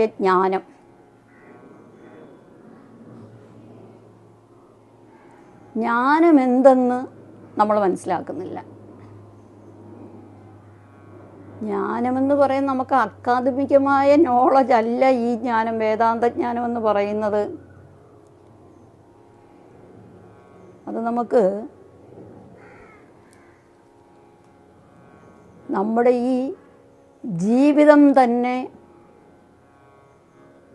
ജീവിതത്തിൻ്റെ അവസാനമെന്ന് പറഞ്ഞ ആ ജ്ഞാനത്തിൽ അവസാനിക്കണമെന്നുള്ളതാണ്. ജ്ഞാനം നേടിയാണ്, ജ്ഞാനം ലബ്ധ്വാ പരാശാന്തിം, ജ്ഞാനം നേടുകയാണ് നമ്മൾ പരമമായ ശാന്തിയെ, ഈ ജീവിതത്തിൻ്റെ നിർണയം, ഈ ജീവിതത്തിൻ്റെ മോക്ഷപ്രാപ്തി എന്ന് നമ്മൾ ഉദ്ദേശിക്കുന്ന അതിലേക്ക് നമ്മൾ ചെല്ലുക എന്ന് പറയുന്ന ഈ ജ്ഞാനത്തിലൂടെയാണ്.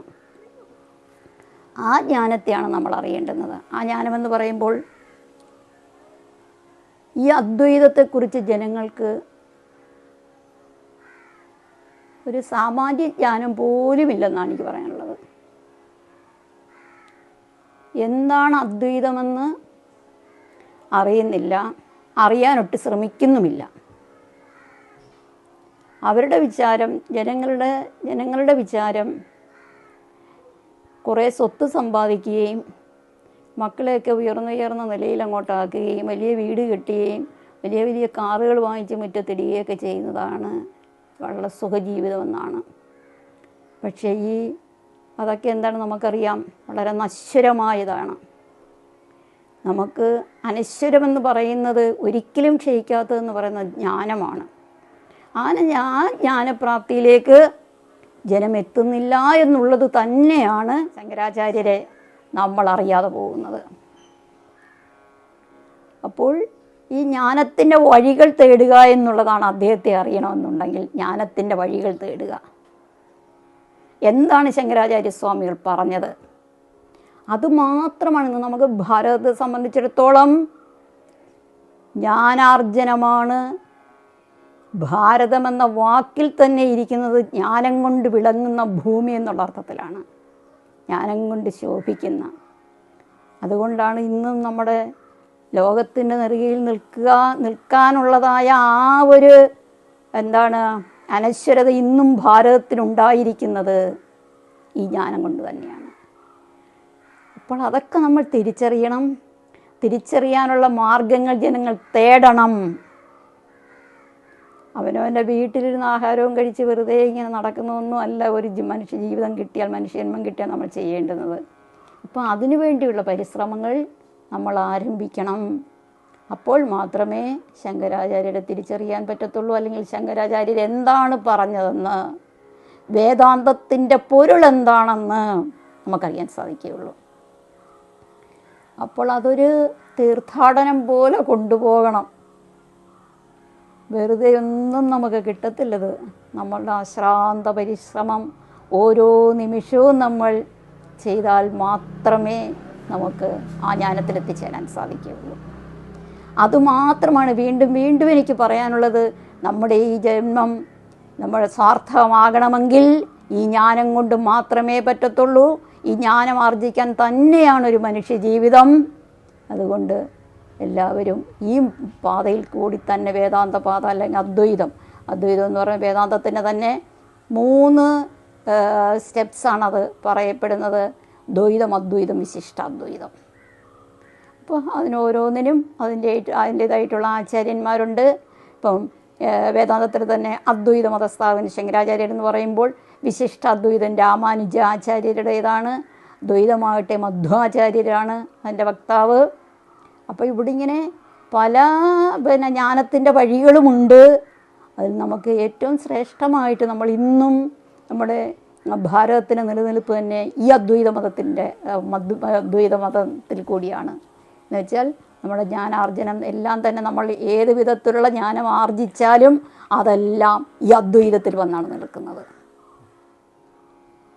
അപ്പോൾ അതുകൊണ്ട് തന്നെയാണ് പറയുന്നതും എന്താണ്, ഈ ലോകത്തെപ്പോലും ചേർത്ത് പിടിക്കുകയാണ് അല്ലേ. എങ്ങനെയാണ് പറയുന്നത്?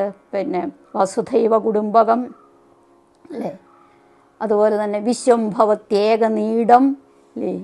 വിശ്വംഭവത്യേക നീടം എന്ന് പറയുമ്പോൾ എന്താണ്? ഇതെല്ലാം ഈ ലോകം മൊത്തം ഒരു കൂടാണെന്നൊക്കെയുള്ളത്. ഇതെല്ലാം ആ അദ്വൈത ജ്ഞാനത്തിൻ്റെ കണികയാണ് അതിനകത്തെല്ലാം കൂട്ടിച്ചേർക്കപ്പെട്ടിരിക്കുന്നത്. അപ്പോൾ ഈ ഒരു തത്വത്തിലേക്കാണ് നമ്മൾ എത്തിച്ചേരേണ്ടുന്നത്. അപ്പോൾ ശങ്കരാചാര്യർ അറിയാനുള്ള ഏറ്റവും നല്ല മാർഗമെന്ന് പറഞ്ഞാൽ അദ്ദേഹം എന്താണോ പറഞ്ഞിരിക്കുന്നത് അത് മനസ്സിലാക്കാൻ ശ്രമിക്കുക എന്നുള്ളതാണ്. ഭഗവത്ഗീതയിൽ അമ്മയെ ഏറ്റവും കൂടുതൽ സ്വാധീനിച്ച ശ്ലോകങ്ങൾ ഒന്ന് വിശദീകരിക്കാമോ? ഏതൊക്കെയാണെന്നുള്ളത്. എന്നെ സ്വാധീനിച്ച ശ്ലോകങ്ങളെന്ന് പറഞ്ഞാൽ ഈ 700 ശ്ലോകങ്ങളിലും അതിൻ്റേതായിട്ടുള്ള പ്രാധാന്യമുള്ളതാണ് ഭഗവത്ഗീതയിലെ. ഞാൻ പ്രഭാഷണം നടത്തുമ്പോഴൊക്കെ ഒരുപാട് അമ്പലങ്ങളിൽ ഭഗവത്ഗീത സംബന്ധിച്ചുള്ള പ്രഭാഷണം നടത്തിയിട്ടുണ്ട്. അപ്പോൾ പ്രഭാഷണങ്ങൾ നടത്തുമ്പോഴൊക്കെ ഞാൻ പറയാറുള്ളത്, നിങ്ങൾ ഇതിനകത്ത് ഒരു ശ്ലോകമെങ്കിലും 700 ശ്ലോകങ്ങൾ ഒരെണ്ണമെങ്കിലും നിങ്ങൾ മനസ്സിലാക്കി കഴിഞ്ഞാൽ നിങ്ങൾക്ക് ജീവിതം ധന്യമാക്കാമെന്നാണ്. അപ്പോൾ അങ്ങനെയാണ്, എല്ലാം വളരെ ആശയസമ്പന്നമാണ് ഭഗവത്ഗീത ശ്ലോകങ്ങളെല്ലാം തന്നെ. അതിൽ പിന്നെ 1-2 നമുക്ക് പറയാമെന്നുള്ളതേ ഉള്ളൂ. അങ്ങനെ നമുക്ക് എല്ലാം നമ്മളെ സ്വാധീനിക്കുന്നതാണ് ശ്ലോകങ്ങളെല്ലാം തന്നെ. അതിൽ 1-2 നമുക്ക് പറയാം. സ്വധർമ്മമവിചാവേക്ഷ്യ ന വികമ്പിതുമർഹസി ധർമാദ്ധി യുദ്ധശ്രേയോ അന്യത് ക്ഷത്രിയസ്യ ന വിദ്യതേ എന്ന് 2-ാം അധ്യായത്തിലെ 31-ാമത്തെ ഒരു ശ്ലോകമുണ്ട്. ഇപ്പം എന്താണ്, നമ്മൾ ഓരോരുത്തരും നമ്മളുടെ സ്വധർമ്മത്തെ അറിയണം. അതാണ് നമ്മൾ ഒന്നാമത് ഈ അലഞ്ഞു നടക്കുന്നത്, ഈ സ്വധർമ്മത്തെക്കുറിച്ചുള്ള അറിവില്ലായ്മയാണ്. നമ്മുടെ ധർമ്മം എന്തെന്ന് നമ്മൾ കണ്ടെത്തണം. നമ്മളിവിടെ ജീവിക്കണമെങ്കിൽ നമ്മൾക്ക് ഒരുപാട് ഉത്തരവാദിത്വങ്ങളുണ്ട്. നമ്മളതെല്ലാം വേണ്ടവണ്ണം ചെയ്താൽ മാത്രമേ നമുക്ക് ജീവിതം സമ്പന്നമായിട്ട്, അല്ലെങ്കിൽ നമുക്ക് സാർത്ഥകമാക്കി മുന്നോട്ട് പോകാൻ പറ്റത്തുള്ളൂ. അപ്പോൾ അവനവൻ്റെ ധർമ്മമെങ്കിലും കണ്ടെത്തിയില്ലെങ്കിൽ പിന്നെന്താ നമ്മുടെ ജീവിതം? അപ്പോൾ നമ്മൾ ഓരോരുത്തരും ആദ്യമായിട്ട് എന്ത് ചെയ്യണമെന്നറിയാമോ? നമ്മുടെ സ്വധർമ്മത്തെ അറിയണം. അതെങ്ങനെ അറിയാൻ സാധിക്കുമെന്ന് ചോദിച്ചാലോ, സ്വധർമ്മത്തെ അറിയുക എന്ന് പറഞ്ഞാൽ നമുക്ക് ഏറ്റവും കൂടുതൽ സംതൃപ്തിയും സന്തോഷവും ലഭിക്കുന്ന ഏത് കർമ്മം ചെയ്യുമ്പോഴാണെന്ന് നമ്മൾ അറിയണം. അതാണ് നമ്മുടെ സ്വധർമ്മം. അതാണിവിടെ ഭഗവത്ഗീതയിൽ സ്വധർമ്മമവിചാവേക്ഷ്യ ന വികമ്പിതുമർഹസി. ഹേ അർജുന, നിൻ്റെ സ്വധർമ്മത്തെ നീ അറിയൂ. അപ്പോൾ നിനക്കെന്താണ് ഇങ്ങനെയുള്ള ചാഞ്ചാട്ടം ഉണ്ടാകില്ല. ഇപ്പം യുദ്ധക്കളത്തിൽ വന്ന ധർമ്മക്ഷേത്രമാകുന്ന കുരുക്ഷേത്രത്തിൽ വന്നു നിന്നുകൊണ്ട് അർജുനൻ പറഞ്ഞത് എന്താണ്? എനിക്ക് ഇവരെയൊന്നും, എൻ്റെ മുന്നിൽ നിൽക്കുന്നവരാരൊക്കെയാണ്? എൻ്റെ പിതാമഹന്മാർ, ഉറ്റവർ അല്ലേ? ഇങ്ങനെ അങ്ങനെ ഒരു വലിയൊരു ലിസ്റ്റൊക്കെയാണ് പറയുന്നത്. സഹാക്കൾ, എൻ്റെ കൂട്ടുകാർ, ഇങ്ങനെയൊക്കെ ഇവരെയൊക്കെയാണോ തൻ്റെ ഗുരുക്കന്മാർ? ഇവരെയൊക്കെ കൊന്നിട്ട് നിണംപുരണ്ട ഈ രാജ്യഭോഗം എന്തിനാണ് എനിക്ക്?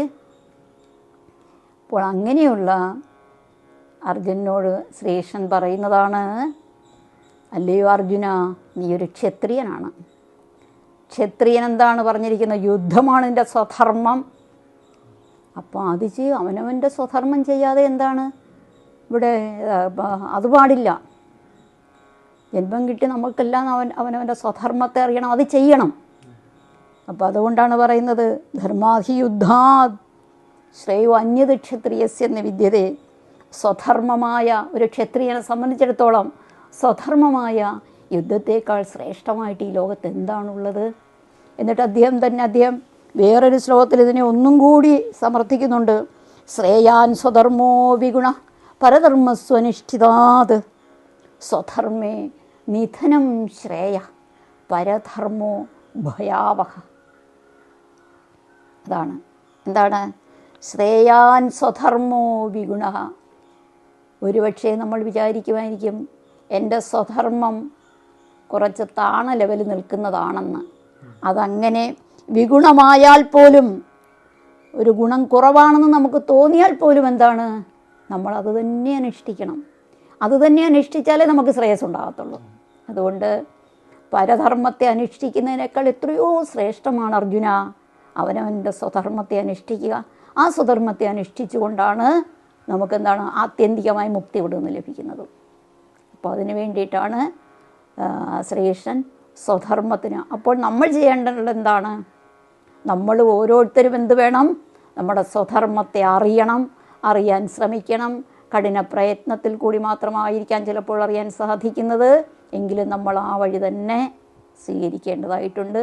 അങ്ങനെ അതറിഞ്ഞാൽ മാത്രമേ നമുക്ക് ഈ സംസാര സാഗരത്തിൽ നിന്നും രക്ഷപ്പെടാൻ സാധിക്കുകയുള്ളൂ. അതാണ് വളരെ പ്രധാനപ്പെട്ട ഒരു ശ്ലോകമാണ്, അല്ലെങ്കിൽ ശ്ലോകങ്ങളാണ്. ഇനി ഇതിനെക്കുറിച്ചും പലയിടത്തും ഒരു സൂചനകളൊക്കെ പല വിധത്തിൽ വരുന്നുണ്ടെങ്കിലും അതിൻ്റെ ആത്യന്തികമായ അർത്ഥം ഇതാണ്: നമ്മൾ നമ്മുടെ സ്വധർമ്മത്തെ തിരിച്ചറിയുക തന്നെ വേണം. അതുപോലെ മറ്റൊരു ശ്ലോകമാണ്: നത്വേഹാഹം ജാതുനാസം നത്വം നേമേ ജനാധിപാഃ ന ചൈവ ന ഭവിഷ്യാമ സർവേ വയമതഃപരം. ഇപ്പോൾ എല്ലാവരും ഞാൻ പണ്ട് തന്നെ ഉണ്ടായിരുന്നില്ല എന്നത് ശരിയല്ല. എന്ന് വെച്ചാൽ നാം ഓരോരുത്തരും അനേക ജന്മങ്ങളിൽ കൂടിയാണ് ഈ ജന്മത്തിലേക്ക് വന്നിരിക്കുന്നത്.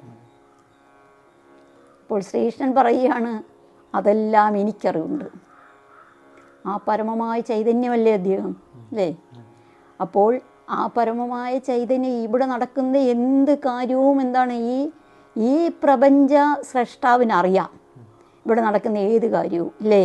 അപ്പോൾ നമ്മളിതൊന്നും അറിയുന്നില്ല. എന്തുകൊണ്ട് നമ്മൾ അറിയുന്നില്ല? അജ്ഞാനം കൊണ്ട്. നമ്മുടെ അജ്ഞാനം കൊണ്ട് നമ്മൾ എത്ര ജന്മം എടുത്തെന്നോ, എത്ര ജന്മം, ഇനി എന്താണ് നമ്മുടെ അടുത്ത ജന്മമെന്നോ ഒന്നും നമുക്കറിയത്തില്ല. പക്ഷേ ഈ പ്രപഞ്ച സ്രഷ്ടാവിന് അതറിയാം.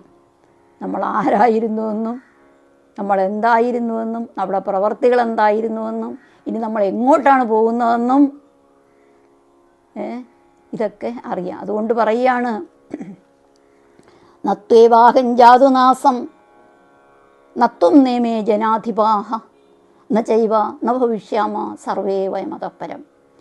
അതുകൊണ്ട് നമ്മുടെ ജന്മജന്മാന്തരങ്ങളെക്കുറിച്ച് അറിവില്ലാത്തത് കൊണ്ടാണ് നമ്മൾ ആ അറിവില്ലാ പാതയിൽ കൂടി പോകുന്ന നമ്മൾ എന്ത് വേണം? ഇനിയെങ്കിലും ഒരു തിരിച്ചറിവ് വേണം, ജ്ഞാനം ആർജിക്കണം.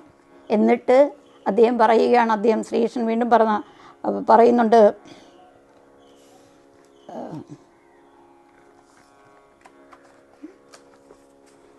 ബഹൂനാം ജന്മനാമന്തേ ജ്ഞാനവാൻ മാം പ്രപദ്യതേ വാസുദേവ സർവമിതി സാത്മാ സദുർലഭ. അങ്ങനെ നമ്മൾ ജന്മജന്മാന്തരങ്ങളിൽ കൂടി കടന്നുപോയി പുണ്യമാർജിച്ച് അല്പാൽപമായി ഓരോ ജന്മത്തിലും കൂടി കടന്നു പോകുമ്പോൾ നമ്മുടെ പ്രവർത്തികൾക്കനുസരിച്ചുള്ള പുണ്യം, ഇല്ലേ? ചില ജന്മങ്ങളിൽ എന്താണ്, ഒരു പുണ്യം ചെയ്തില്ലെങ്കിൽ അതേപോലെ അത് പതിച്ചു പോകും.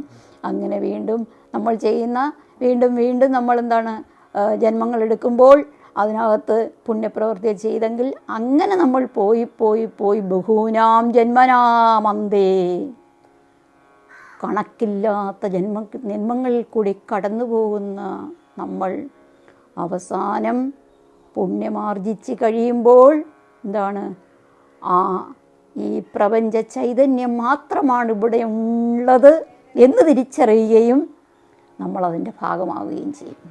അങ്ങനെ നമ്മൾ ജ്ഞാനിയായിത്തീരുന്നു, അല്ലേ? അങ്ങനെ വാസുദേവ സർവമിതി, എപ്പോഴാണോ ഞാൻ ഈ പ്രപഞ്ചത്തിൻ്റെ ഭാഗമാണ് എന്നൊരു തിരിച്ചറിവുണ്ടാകുന്നത്, അപ്പോൾ പിന്നെ എന്തില്ല, നമുക്ക് നമ്മുടെ ജന്മം അവസാനിക്കുകയാണ്, മോക്ഷപ്രാപ്തിയാണ് അതിൻ്റെ ഫലം. ഇതാണ് നമ്മൾ ഓരോരുത്തരും ചെയ്യേണ്ടുന്നത്. ഈ ഒരു തിരിച്ചറിവ് നമുക്കുണ്ടാകണം. ഇങ്ങനെ നമ്മുടെ ഓരോരോ ജന്മങ്ങൾ നമുക്ക് ആർജിക്കാൻ കഴിയുന്ന പുണ്യങ്ങൾ ആർജിച്ചുകൊണ്ടേ പോകണം. നമ്മളതിന് വിമുഖത കാണിക്കരുത്, അല്ലെങ്കിൽ നമ്മുടെ ജീവിതം ഓരോ ജന്മവും നിഷ്ഫലമാകും. ഓരോ ജന്മം എന്ന് പറയുന്നത് ഏറ്റവും ശ്രേഷ്ഠമായ ജന്മം മനുഷ്യജന്മമാണ്. ഈ മനുഷ്യജന്മത്തിലാണ് പുണ്യം ആർജിക്കാനുള്ള ഏറ്റവും നല്ല അവസരമാണ്. അപ്പോൾ നമ്മളെന്താണ്, നമ്മുടെ മനുഷ്യജന്മം വെറുതെ ഉള്ളതല്ല. എപ്പോഴും നമ്മൾ നല്ല പ്രവർത്തികൾ ലോക നന്മയ്ക്കായി ചെയ്തുകൊണ്ടേയിരിക്കണം. അതായിരിക്കട്ടെ. എല്ലാവരും ഇതൊരു പാഠമാക്കി ഈ ഒരു ജ്ഞാനം ആർജിക്കാനായിട്ട് നമ്മുടെ ഈ സംസാര സാഗരത്തെ തരണം ചെയ്യാനുള്ള ഉപായം അതൊന്നു മാത്രമാണ്. അതിനുവേണ്ടി എല്ലാവരും പ്രയത്നിക്കുക. അമ്മയുടെ ബാല്യകാലം, വിദ്യാഭ്യാസം, കുടുംബം, ഇതിനെക്കുറിച്ചൊക്കെ ഒന്ന് പറയാമോ? ഞാൻ ഭാരതവർഷത്തിൽ കേരള ഭൂവിൽ കൊല്ലം ജില്ലയിൽ ശ്രീ ചട്ടമ്പി സ്വാമികളുടെ സമാധിയാൽ പരിപൂതമായ പന്മന ഗ്രാമത്തിലാണ് ജനിച്ചത്. എൻ്റെ പിതാവ് രാഷ്ട്രീയ, സാമൂഹിക, സാംസ്കാരിക, ആധ്യാത്മിക മേഖലകളിൽ പ്രവർത്തിച്ചിരുന്ന മാനനീയ പി വേലായുധൻ പിള്ള ആണ്. അഭിമന്യ പിതാവിൻ്റെ സ്മരണാർത്ഥം കുമ്പളത്ത് ശങ്കുപിള്ള മെമ്മോറിയൽ ദേവസ്വം ബോർഡ് കോളേജിൽ വേദാന്ത ഡിപ്പാർട്ട്മെൻറ്റിൽ ഒരു എൻഡോമെൻ്റ് ഏർപ്പെടുത്തിയിട്ടുണ്ട്. മാതാവ് വിജ്ഞാന കേസരി എന്ന് ഞാൻ അങ്ങനെ വിശേഷിപ്പിച്ചുകൊണ്ടാണ് ഞാൻ അമ്മയ്ക്ക് അത്രമാത്രം അറിവുണ്ടായിരുന്നു. അച്ഛനും അതുപോലെ തന്നെയായിരുന്നു. വിജ്ഞാന കേസരി ശ്രീമതി കെ പത്മാവതി അമ്മ. എൻ്റെ പ്രാഥമിക വിദ്യാഭ്യാസം ഗവൺമെൻറ് LPS ആണുവേലി. അവിടെ 4ാം ക്ലാസ് വരെ മാത്രമാണ് ഞാൻ പഠിച്ചത്. അവിടെ 5ാം ക്ലാസ് വരെ ഒന്നുണ്ടായിരുന്നു. എന്നാൽ എനിക്ക് സംസ്കൃതം പഠിക്കണമെന്ന് അച്ഛന്, എൻ്റെ ഒരു കുട്ടി, മൂത്ത 2 പേരും സംസ്കൃതം പഠിച്ചില്ല. അപ്പോൾ ഒരാളെ സംസ്കൃതം പഠിപ്പിക്കണമെന്ന് അച്ഛന് വലിയ ആഗ്രഹമായിരുന്നു. അങ്ങനെ അച്ഛൻ എന്നെ ചട്ടമ്പി സ്വാമികളുടെ പേരിൽ അറിയപ്പെടുന്ന പന്മനയിലുള്ള ശ്രീ ബാലഭട്ടാര വിലാസ സാൻസ്ക്രിറ്റ് ഹൈസ്കൂളിൽ, അന്ന് ഹൈസ്കൂളിൽ നിന്ന് അത് ഹയർ സെക്കൻഡറി ആണല്ലോ മിക്കവാറുള്ള ഹൈസ്കൂളുകളിൽ. അപ്പോൾ അവിടെ ഞാൻ 10ാം ക്ലാസ് വരെ സ്കോളർഷിപ്പോടുകൂടി, സംസ്കൃത സ്കോളർഷിപ്പോടുകൂടി പഠിച്ചു. പന്മന മലയാള സ്കൂളിൻ്റെ ഫുൾ നെയിം എന്ന് പറയുന്നത് SPVS HSPM.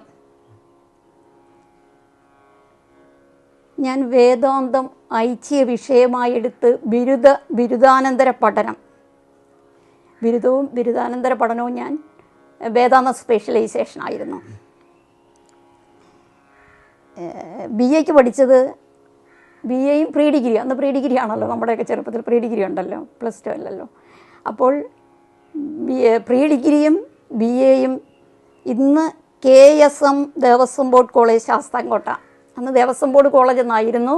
പിന്നെ നമ്മുടെ നാട്ടിൽ ഇതുപോലൊരു പ്രമാണിയായിരുന്നു കുമ്പളത്ത് ശങ്കുപിള്ള, ശ്രീ കുമ്പളത്ത് ശങ്കുപിള്ള അദ്ദേഹത്തിൻ്റെ പേരിലാണ് ഇന്ന്, അദ്ദേഹമാണ് ഇതിന് മുൻകൈ എടുത്തത്. ഈ കോളേജിൻ്റെ, ദേവസ്വം ബോർഡ് കോളേജിൻ്റെ പിന്നെ പ്രവർത്തനങ്ങൾ, കോളേജ് വരാനും അങ്ങനെ ഒരു ഗ്രാമപ്രദേശത്തൊരു കോളേജ് ഉണ്ടാകാനുമൊക്കെ മുൻകൈ എടുത്തത് കുമ്പളത്ത് ശങ്കുപിള്ള അവർകളാണ്. അപ്പോൾ അതുകൊണ്ട് ഇന്ന് ആ ദേവസ്വം ബോർഡ് കോളേജിൽ കുറേ വർഷമായി, വളരെ അടുത്ത് കുറച്ച് വർഷങ്ങളേ ഉള്ളൂ, കുറേ വർഷമായിട്ടില്ല, അതിന് അദ്ദേഹത്തിൻ്റെ പേരിൽ കൊടുത്തിരിക്കുന്നു. അങ്ങനെയാണ് അന്നത് KSM Kumbalath Sankupillai memorial college എന്ന് ആ ദേവസ്വം ബോർഡ് കോളേജ്, ശാസ്താംകോട്ടയിലുള്ള ദേവസ്വം ബോർഡ് കോളേജിന് പേര് നൽകിയിരിക്കുന്നത്. അവിടെയാണ് ഞാൻ BA വരെ പഠിച്ചത്. പിന്നെ MA വേദാന്തം സ്പെഷ്യലൈസേഷനാണ്, അത് ഗവൺമെൻറ് സംസ്കൃത കോളേജ് തിരുവനന്തപുരം. പിന്നെ B.Edഉം കഴിഞ്ഞു. B.Ed കോഴിക്കോടായിരുന്നു B.Ed എടുത്തത്. പിന്നെ PhD ബിരുദം വേദാന്തത്തിലാണ്, അത് കാര്യവട്ടം യൂണിവേഴ്സിറ്റിയുടെ, കേരള യൂണിവേഴ്സിറ്റിയുടെ കാര്യവട്ടം സെൻറ്ററിൽ നിന്നാണ് ഞാൻ എടുത്തിരിക്കുന്നത്. പിന്നെ ഞാൻ കേരള സർവകലാശാലയിലെ 2 സർട്ടിഫിക്കറ്റ് കോഴ്സ് ചെയ്തിട്ടുണ്ട്. ഒന്ന് ഈ പിന്നെ യോഗയും മെഡിറ്റേഷനും, അതിന് ഫസ്റ്റ് ക്ലാസ് ഉണ്ടായിരുന്നു. പിന്നെ കർണാട്ടിക് മ്യൂസിക്കിൽ അതിൽ ഒരു A ഗ്രേഡും കിട്ടിയിട്ടുണ്ട്. 5ാം ക്ലാസ് മുതൽ ആരംഭിച്ചതായ എൻ്റെ സംസ്കൃത പഠനം അഭംഗുരം തുടരുകയാണ്. ഇന്ന് ഞാനൊരു വിദ്യാർത്ഥിയായിട്ട് സംസ്കൃതം പഠിച്ചുകൊണ്ടേയിരിക്കുന്നു. കേരള സംസ്കൃത സർവകലാശാലകളിൽ സംസ്കൃത ഡിപ്പാർട്ട്മെൻറ്റിലെ വേദാന്ത അധ്യാപികയായിട്ട് പ്രവർത്തിച്ചിട്ടുണ്ട്.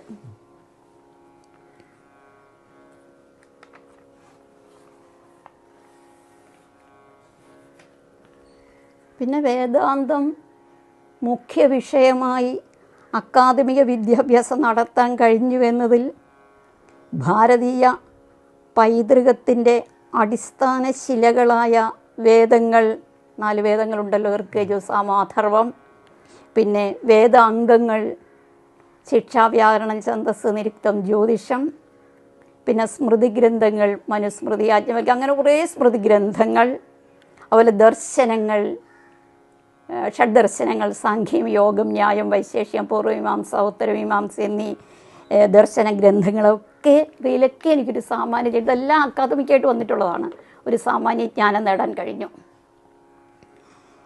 പിന്നെ ഇതുകൂടാതെ അദ്വൈത മതസ്ഥാപകനായ ശ്രീ ശങ്കരാചാര്യരുടെ പ്രസിദ്ധമായ പ്രസ്ഥാനത്രയ ഭാഷ്യം, ഭഗവത്ഗീത, ബ്രഹ്മസൂത്രം, ദശ ഉപനിഷത്തുകളുടെ ഇവയുടെയൊക്കെ ഭാഷ്യം പഠിക്കാൻ കഴിഞ്ഞു.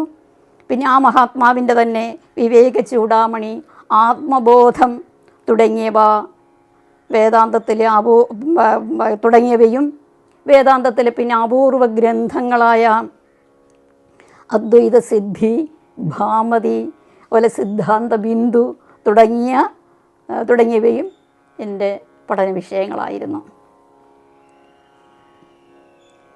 പിന്നെ ഇതിനോടൊപ്പം തന്നെ ഈ ആസ്തിക ദർശനങ്ങൾ, നേരത്തെ ഞാൻ പറഞ്ഞു ഷഡാണ് ആസ്തിക ദർശനങ്ങൾ, യോഗം തുടങ്ങിയവ. അതുപോലെ നാസ്തിക ദർശനങ്ങളുമുണ്ട്. നാസ്തിക ദർശനങ്ങളാണ് ബൗദ്ധം, ജൈനം, ചാർവാകം, ഇവയൊക്കെ നമുക്ക് വന്നിട്ടുള്ളതാണ്, അക്കാദമിക്കായിട്ട് വന്നിട്ടുള്ളതാണ്. പിന്നെ ആചാര്യസ്ഥാനീയരായ വിവേകാനന്ദ സ്വാമികളെക്കുറിച്ചും ചട്ടമ്പി സ്വാമികൾ, ശ്രീനാരായണ ഗുരു തുടങ്ങിയവരുടെ ദർശനങ്ങളും അറിയാൻ കഴിഞ്ഞിട്ടുണ്ട്. ഇവയ്ക്ക് പുറമെ ഇതിഹാസങ്ങളായ വാൽമീകി രാമായണം, മഹാഭാരതം, പുരാണങ്ങൾ, മഹാകാവ്യങ്ങൾ, ശാസ്ത്രകാവ്യങ്ങൾ, ചരിത്രകാവ്യങ്ങൾ, സന്ദേശകാവ്യങ്ങൾ, ഗദ്യകാവ്യങ്ങൾ, ഖണ്ഡകാവ്യങ്ങൾ, സ്തോത്രകാവ്യങ്ങൾ, ചമ്പുകാവ്യങ്ങൾ, കഥാ സാഹിത്യത്തിൽ ഉൾപ്പെടുന്ന ഉപദേശ കഥകൾ, പിന്നെ പശുപക്ഷി കഥകൾ, പിന്നെ നാടകം തുടങ്ങിയ ദശരൂപകങ്ങൾ, നാട്യശാസ്ത്രം, അലങ്കാരശാസ്ത്രം, വൃത്തശാസ്ത്രം തുടങ്ങി എണ്ണമറ്റ ശാസ്ത്ര ശാഖകളെക്കുറിച്ചും ഈ അക്കാദമി വിദ്യാഭ്യാസം കൊണ്ട് അറിയാൻ കഴിഞ്ഞിട്ടുണ്ട്.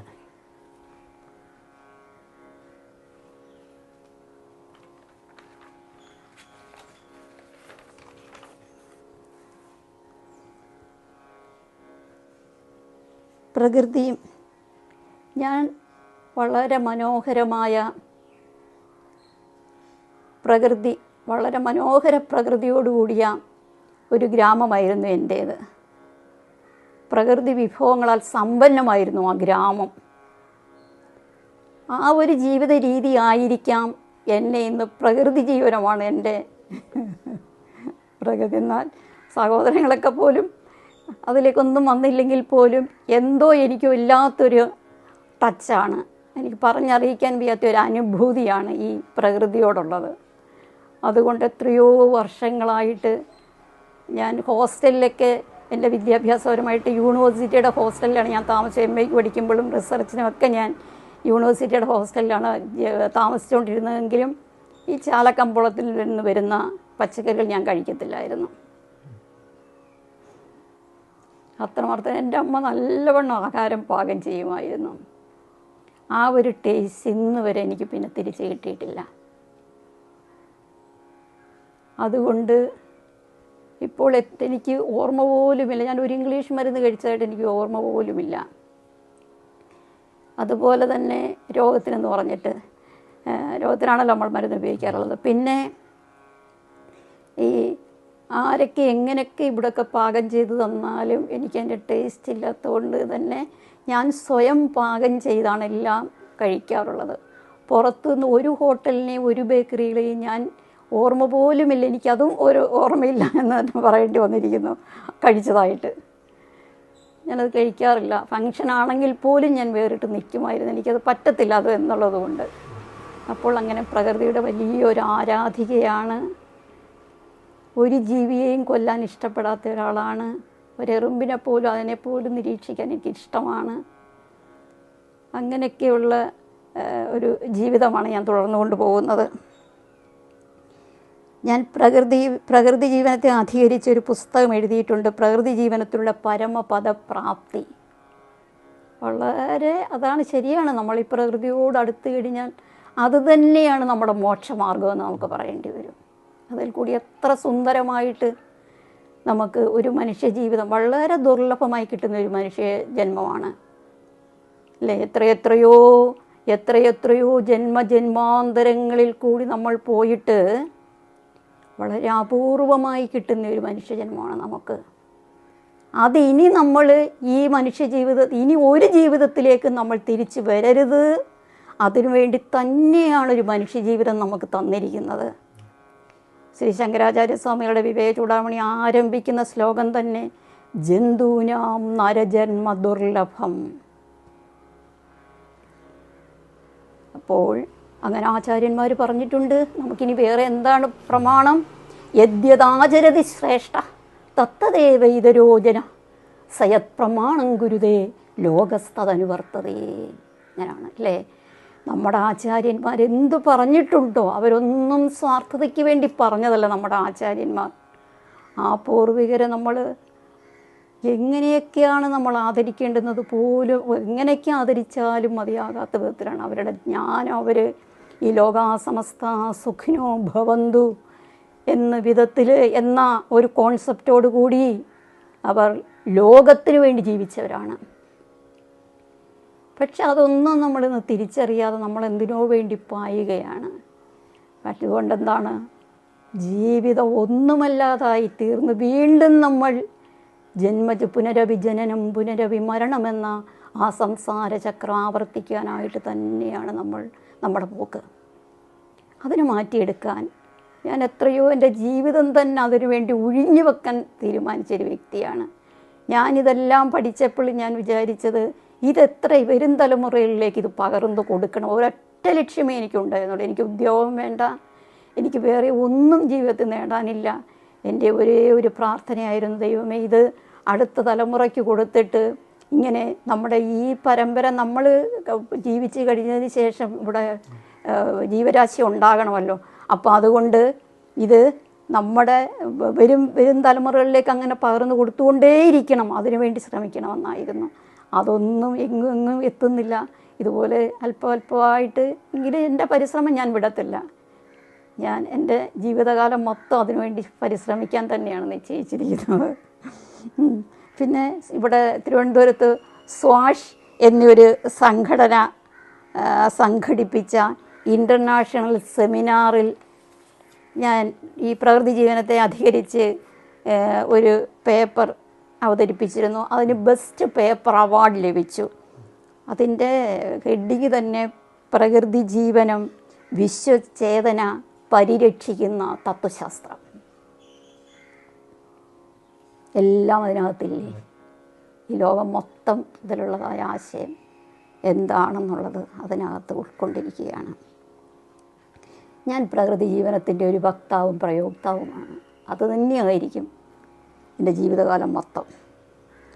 പിന്നെ സംസ്ഥാന, നാഷണൽ, ഇൻ്റർനാഷണൽ ലെവലുള്ള സെമിനാറുകളിലൊക്കെ വേദങ്ങൾ, യോഗ, ജ്യോതിഷം, പിന്നെ വിദ്യാഭ്യാസം തുടങ്ങിയവയെ അധികരിച്ചൊക്കെ പേപ്പറുകളൊക്കെ ഔട്ട് ഓഫ് സ്റ്റേറ്റിലൊക്കെ പോയി യൂണിവേഴ്സിറ്റിയുടെ ആളായിട്ട് പോയി ഞാൻ പേപ്പറുകൾ അവതരിപ്പിച്ചിട്ടുണ്ട്. അവയിലെടുത്ത് പറയത്തക്ക ചിലതാണ്. വലിയൊരു അനുഭവമുള്ള ചില സെമിനാഴ്സാണ്. മധ്യപ്രദേശിലെ വിക്രം യൂണിവേഴ്സിറ്റിയും കാളിദാസ അക്കാദമിയും ചേർന്ന് സംഘടിപ്പിച്ച കാളിദാസ സമാരോഹ്, പിന്നെ തമിഴ് യൂണിവേഴ്സിറ്റി സംഘടിപ്പിച്ച ആനുവൽ കോൺഫറൻസ് ഓഫ് ഫോസിൽസ്, ആന്ധ്രാപ്രദേശിലെ വെങ്കടേശ്വര യൂണിവേഴ്സിറ്റി സംഘടിപ്പിച്ച ഇന്ത്യൻ ഫിലോസഫിക്കൽ കോൺഗ്രസ്, സംസ്കൃത യൂണിവേഴ്സിറ്റി സംഘടിപ്പിച്ച സാൻസ്ക്രിറ്റ് വീക്ക് സെലിബ്രേഷൻ തുടങ്ങിയവയൊക്കെ എടുത്തു പറയത്തക്കതാണ്.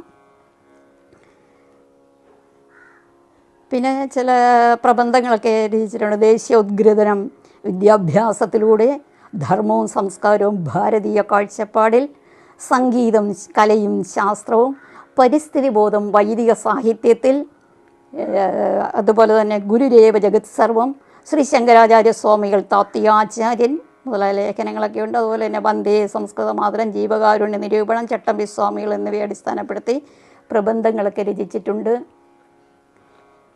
പിന്നെ ആകാശവാണിയിൽ മലയാളം, സംസ്കൃതം, ഇംഗ്ലീഷ് ഭാഷകളിലായും വിവിധ പരിപാടികൾ അവതരിപ്പിച്ചിട്ടുണ്ട്.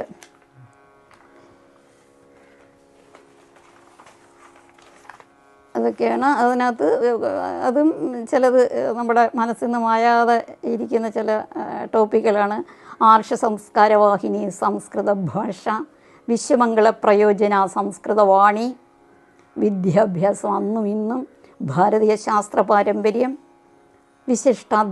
അദ്വൈത ഓഫ് ശ്രീരാമാനുജ ബേസ്ഡ് ഓൺ ബ്രഹ്മസൂത്ര ഭാഷ്യ എന്നിവയൊക്കെ. പിന്നെ ഇഗ്നോ ജ്ഞാനവാണിയിലും സംസ്കൃത സംബന്ധമായ പ്രഭാഷണങ്ങൾ നടത്തിയിട്ടുണ്ട്. 40 വർഷത്തിലധികമായിട്ട് എനിക്ക് അധ്യാപന പരിചയമുണ്ട്. ഇപ്പോൾ UGC നെറ്റ് ക്ലാസ്സുകൾക്ക് പുറമെ PhD, BEd തുടങ്ങിയവയ്ക്കുള്ള എൻട്രൻസ് കോച്ചിങ്, അതുപോലെ തന്നെ UPSC, PSC കോച്ചിങ് നടത്തുന്നുണ്ട്.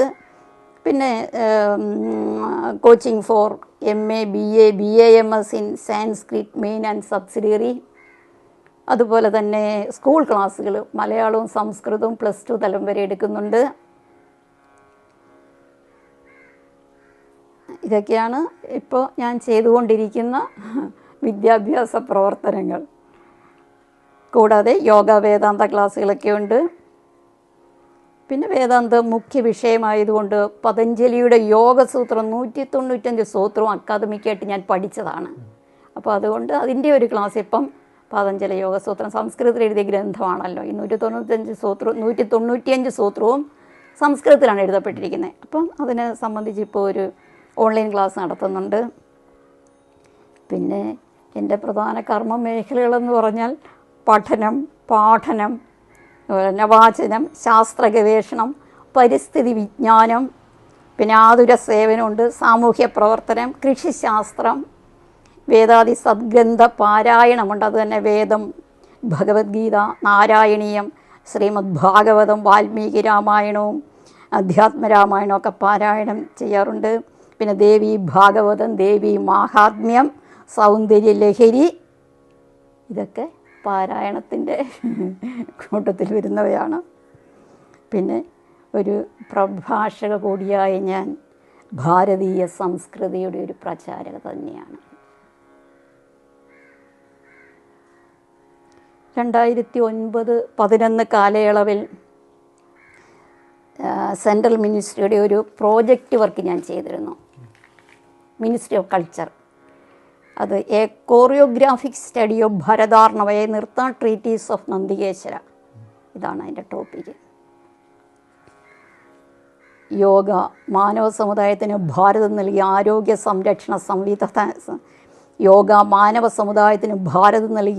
ആരോഗ്യ സംരക്ഷണ സംവിധാനം, വാൽമീകി രാമായണം ഒരു താത്വിക വ്യാഖ്യാനം, 24,000 ശ്ലോകങ്ങളുണ്ടല്ലോ അതിന്. ശ്രീമദ് വിവേകാനന്ദ സ്വാമികൾ വേദാന്ത ദർശനത്തെ പടവുകളാക്കിയ ധീരസേനാനി, ഇവയൊക്കെ ഇപ്പോൾ പണിപ്പുരയിലാണ്. ജ്ഞാനാന്വേഷണത്തിനായി സമർപ്പിക്കപ്പെട്ട ഈ എളിയ ജീവിതം ആനന്ദപ്രദമായിരിക്കുന്നു. വരും തലമുറ വിജ്ഞാന ഭിക്ഷുക്കളായി ആവശ്യം സഞ്ചരിക്കട്ടെ എന്നൊരു പ്രാർത്ഥനയുണ്ട്. വിശ്വത്തിലെ സകല ജീവരാശിക്കും ശ്രേയസ്സുണ്ടാകട്ടെ. ഏകാത്മകത ഏവർക്കും ദർശിക്കാനാവട്ടെ, അനുഭവവേദ്യമാകട്ടെ. പ്രജ്ഞാനം ബ്രഹ്മ.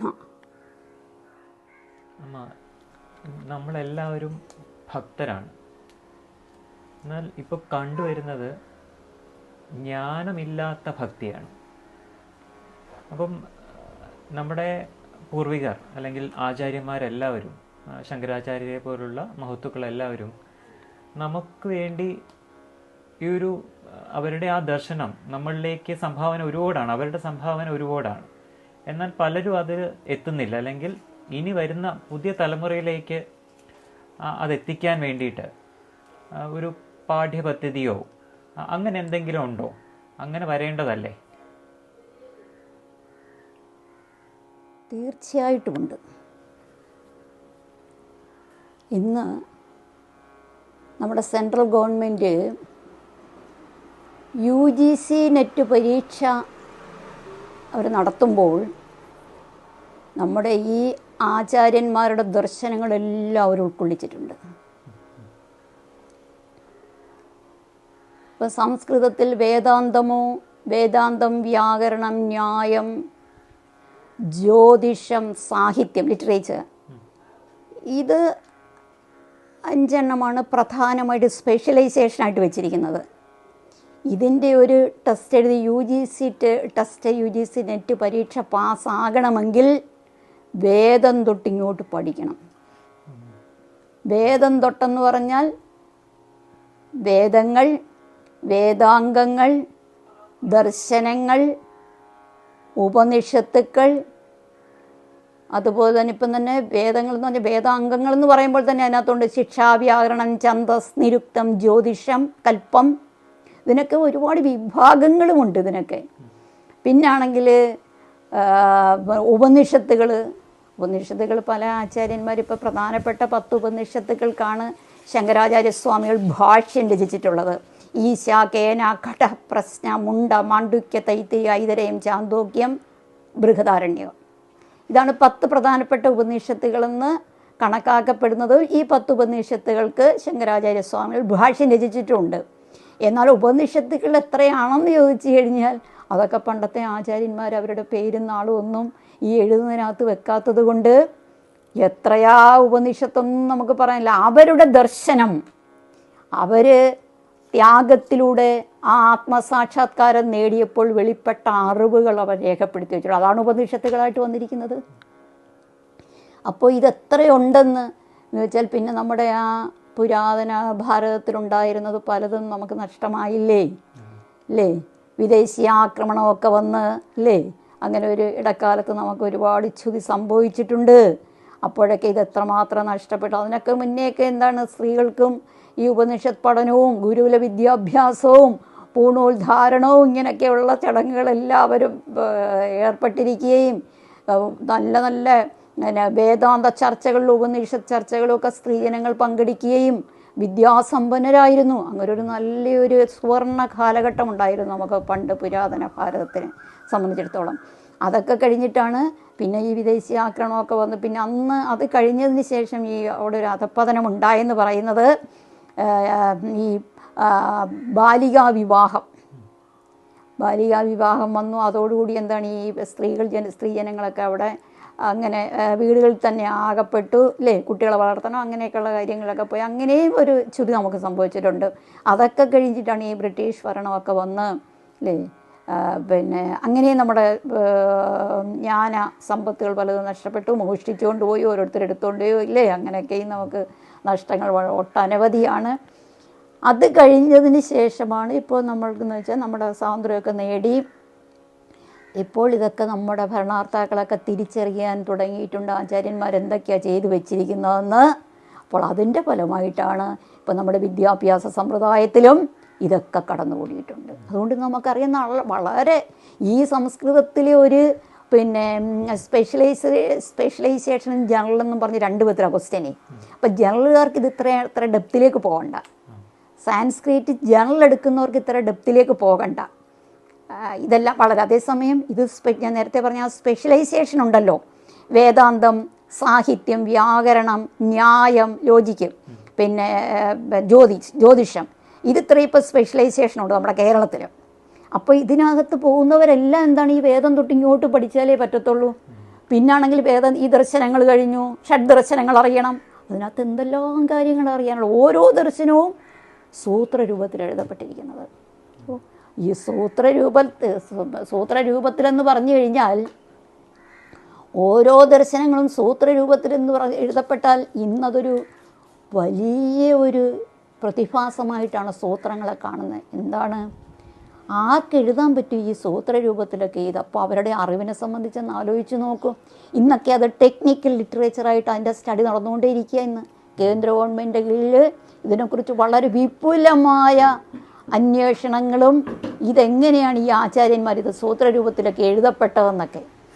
അപ്പോൾ ഈ ഷഡ്ദർശനങ്ങളും സൂത്രരൂപത്തിലാണ്. സാങ്ക്യസൂത്രം, യോഗസൂത്രം, വൈശേഷ്യ സൂത്രം, ന്യായസൂത്രം, മീമാംസാ സൂത്രം, വേദാന്ത സൂത്രം. ഇപ്പോൾ സൂത്രം എന്ന് പറഞ്ഞാൽ തന്നെ എന്താണെന്നറിയാം, അത് വളരെ അല്പാക്ഷരമസന്ദിഗ്ധം സാരവത് വിശുദ്ധോ മുഖം അസ്തോഭം അനവദ്യം ച സൂത്രവിദോ വിദു എന്ന് പറഞ്ഞാൽ അല്പമായ അക്ഷരത്തിൽ സൂത്രം എന്ന് പറഞ്ഞാൽ എന്താണെന്ന് അറിയാമോ? അത് അല്പമായ അക്ഷരമേ കാണത്തുള്ളൂ. 2, 3, 4, ചിലത് 5, 6 ഒക്കെ വേർഡ് ഉണ്ടാകുമെന്നറിയാം. അക്ഷരങ്ങളും ആകാം, വേർഡും ആകാം. വളരെ കുറഞ്ഞ വേർഡ്സിൽ അല്ലെങ്കിൽ കുറഞ്ഞ അക്ഷരത്തിൽ ഈ ലോകത്തെ മൊത്തം സാക്ഷ്യപ്പെടുത്തിക്കൊണ്ട് അദ്ദേഹം എന്തറിവാണുള്ളതെന്ന് വെച്ചാൽ അത് ഈ ചുരുക്കം പദങ്ങളിൽ ഉൾക്കൊള്ളിച്ചിരിക്കും. അതിനെയാണ് സൂത്രങ്ങളെന്ന് പറയുന്നത്.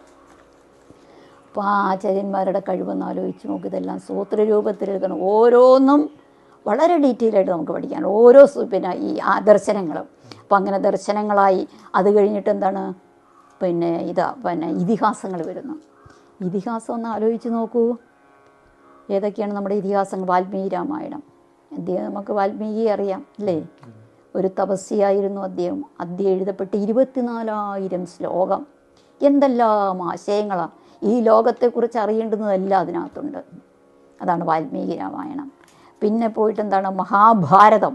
മഹത്വാത് ഭാരവത്വാച മഹാഭാരതം ഉച്യതേ, അഥവാ യതിഹാസ്തി തദന്യത്ര എന്നേഹാസ്തി ന തത്ക്വചിത്. നമ്മുടെ മഹത്തായ ഭാരത ചരിത്രമാണ് മഹാഭാരതത്തിലുള്ളത്. യതിഹാസ്തി തദന്യത്ര എന്നേഹാസ്തി ന തത്ക്വചിതെന്ന് പറഞ്ഞാൽ ഇതിലുള്ളതെല്ലാമാണ് ഈ ലോകത്തെല്ലാം ഉള്ളത്. ഇതിലില്ലാത്തത് ഈ ലോകത്ത് നിങ്ങൾക്ക് കാണാനേ സാധ്യമല്ല. എന്താണ് ആ സങ്കല്പം? അതെത്രയാണ് ശ്ലോകങ്ങൾ? 1,00,000-ലധികം ശ്ലോകങ്ങൾ കൊണ്ട് ശ്രീ വേദവ്യാസ മഹർഷി വിരചിച്ചിരിക്കുന്നതാണത്. ഇന്ന് വരെയുള്ള ലോക സാഹിത്യത്തിൽ ഇങ്ങനൊരു കൃതിയില്ല. ഇത്രയും ശ്ലോകങ്ങളൊക്കെ അദ്ദേഹം എഴുതിയില്ലേ? 1,00,000-ലധികം ശ്ലോകങ്ങൾ. അപ്പോൾ അങ്ങനെ ഇതിഹാസങ്ങളായി. പിന്നെ പുരാണങ്ങൾ 18 ഉണ്ട്. ഈ പുരാണങ്ങൾ കൂടാതെ അതിൻ്റെ ഉപപുരാണങ്ങളായിട്ട് വീണ്ടും ഒരു 18 ഉണ്ട്. ഇതൊക്കെയാണ് ഈ UGCയുടെ ക്വസ്റ്റ്യൻസ്. ഇതിനകത്ത് നിന്നൊക്കെയാണ് വരുന്നത്. പിന്നെ ഒരിക്കലും നമുക്ക് പറഞ്ഞു തീർക്കാനാവാത്തതാണ് സംസ്കൃതത്തിലെ വ്യാകരണം. സംസ്കൃതത്തിൻ്റെ വ്യാകരണമെന്ന് പറഞ്ഞാൽ അത് മുനിത്രയങ്ങളുടെ സംഭാവനയാണ്. ഈ വ്യാകരണത്തെക്കുറിച്ച് എന്തൊക്കെയാണ് ചോദ്യം? നമുക്കറിയാം, ഏതൊരു ഭാഷയ്ക്കും അതിൻ്റെ നട്ടെല്ലെന്ന് പറയുന്നത് എന്താണ്? വ്യാകരണമാണ് അല്ലേ? വ്യാകരണ ജ്ഞാനമില്ലാതെ ഒരു ഭാഷയും നമുക്ക് വഴങ്ങത്തില്ല അല്ലേ? അപ്പോൾ അതിൻ്റെ വ്യാകരണം ചമച്ചിരിക്കുന്നത് പാണിനി മഹർഷിയാണ്. അദ്ദേഹം തപസ് ചെയ്ത്, ഇതൊക്കെ തന്നെ കുട്ടികൾ അറിയണമെന്നില്ല, അദ്ദേഹം എങ്ങനെ ആ അറിവ് നേടിയെന്നുള്ളത്. 8 അധ്യായമുള്ളത് കൊണ്ട് അതിന് അഷ്ടാധ്യായി എന്നാണ് പറയുന്നത്. പാണിനി വിരചിച്ചത് കൊണ്ട് അതിന് പാണിനീയം, പാണിനിനാ വിരചിതം പാണിനീയം, അതിന് പാണിനീയം എന്നും പേരുണ്ട്. 8 അധ്യായങ്ങളിലായിട്ട് ഏതാണ്ട് ഒരു 4000-അടുപ്പിച്ചുള്ള സൂത്രങ്ങൾ, അതും സൂത്രരൂപത്തിൽ എഴുതി വച്ചിരിക്കുന്നത്. എന്താ അതിൻ്റെയൊക്കെ? അത് പാണിനി എഴുതി. അതിൻ്റെ പിന്നെ ഭാഷ്യകാരൻ പതഞ്ജലിയാണ്. അതിന് വാർത്തികം എഴുതി, അതാണ് വരരുചി. അതിന് വാർത്തികം എഴുതി. ഈ 3 പേരെയും കൂടെ ചേർത്ത് മുനിത്രയം എന്നാണ് പറയുന്നത്. വാക്യകാരം വരരുചിം സൂത്രകാരം ച പാണിനിം പതഞ്ജലിം ഭാഷ്യകാരം ച പ്രണതോസ്മി മുനിത്രയം. എന്നുവെച്ചാൽ ഇവർ 3 പേരൂടെ വന്നപ്പോഴാണ് എന്താണെന്നറിയോ? പാണിനിയേക്കാൾ ശ്രേഷ്ഠനാണ് വാർത്തികാരൻ, വാർത്തികാരനേക്കാൾ ശ്രേഷ്ഠനാണ് അതിന് ഭാഷ്യം എഴുതിയ ആൾ. ഈ ഭാഷ്യമെന്ന് പറഞ്ഞാൽ എന്താണെന്നറിയാമോ? ഭാഷ്യമെന്ന് പറഞ്ഞാൽ വെറും വ്യാഖ്യാനമല്ല, അതിനകത്തെ പോരായ്മകളെ എല്ലാം ചൂണ്ടിക്കാണിച്ചുകൊണ്ട് ഇനി അതിനകത്ത് എന്തെങ്കിലും കൂട്ടിച്ചേർക്കലുകൾ വേണമെങ്കിൽ അതെല്ലാം ചേർത്തുകൊണ്ട് അതിനെ സംശുദ്ധമാക്കിയിരിക്കുന്നതാണ് ഈ വാർത്തികം കൊണ്ടും ഭാഷ്യം കൊണ്ടും ചെയ്യപ്പെട്ടിരിക്കുന്നത്. അപ്പോൾ അങ്ങനെ അതുകൊണ്ടാണ് ഈ ഭാഷയ്ക്ക് സംസ്കൃതമെന്ന പേര് തന്നെ വന്നത്. സംസ്കരിക്കപ്പെട്ട ഭാഷയാണ്. ഇനി ആരും അതിനെ സംസ്കരിക്കേണ്ട എന്ന് വെച്ചാൽ ഇനി ആർക്കും അതുപോലൊരു വ്യാകരണ ഗ്രന്ഥം തയ്യാറാക്കാൻ ഇന്ന് വരെ അതെഴുതപ്പെട്ടതിന് ശേഷം ഇന്ന് വരെ ആർക്കും സാധിച്ചിട്ടില്ല. അത്രയ്ക്ക് വളരെ ഉറപ്പ് സുദൃഢമായിട്ട് ആശയസമ്പന്നമായിട്ടാണ് അദ്ദേഹം ഇത് ചെയ്തു വച്ചിരിക്കുന്നത്. അപ്പോൾ ഈ വ്യാകരണത്തെക്കുറിച്ച്, വ്യാകരണത്തിൻ്റെ നാമപദങ്ങൾ, ക്രിയാപദങ്ങൾ, ഇതിനെയൊക്കെ കുറിച്ച് നമുക്ക് ഒരു ജന്മം കൊണ്ടൊന്നും ആവത്തില്ല.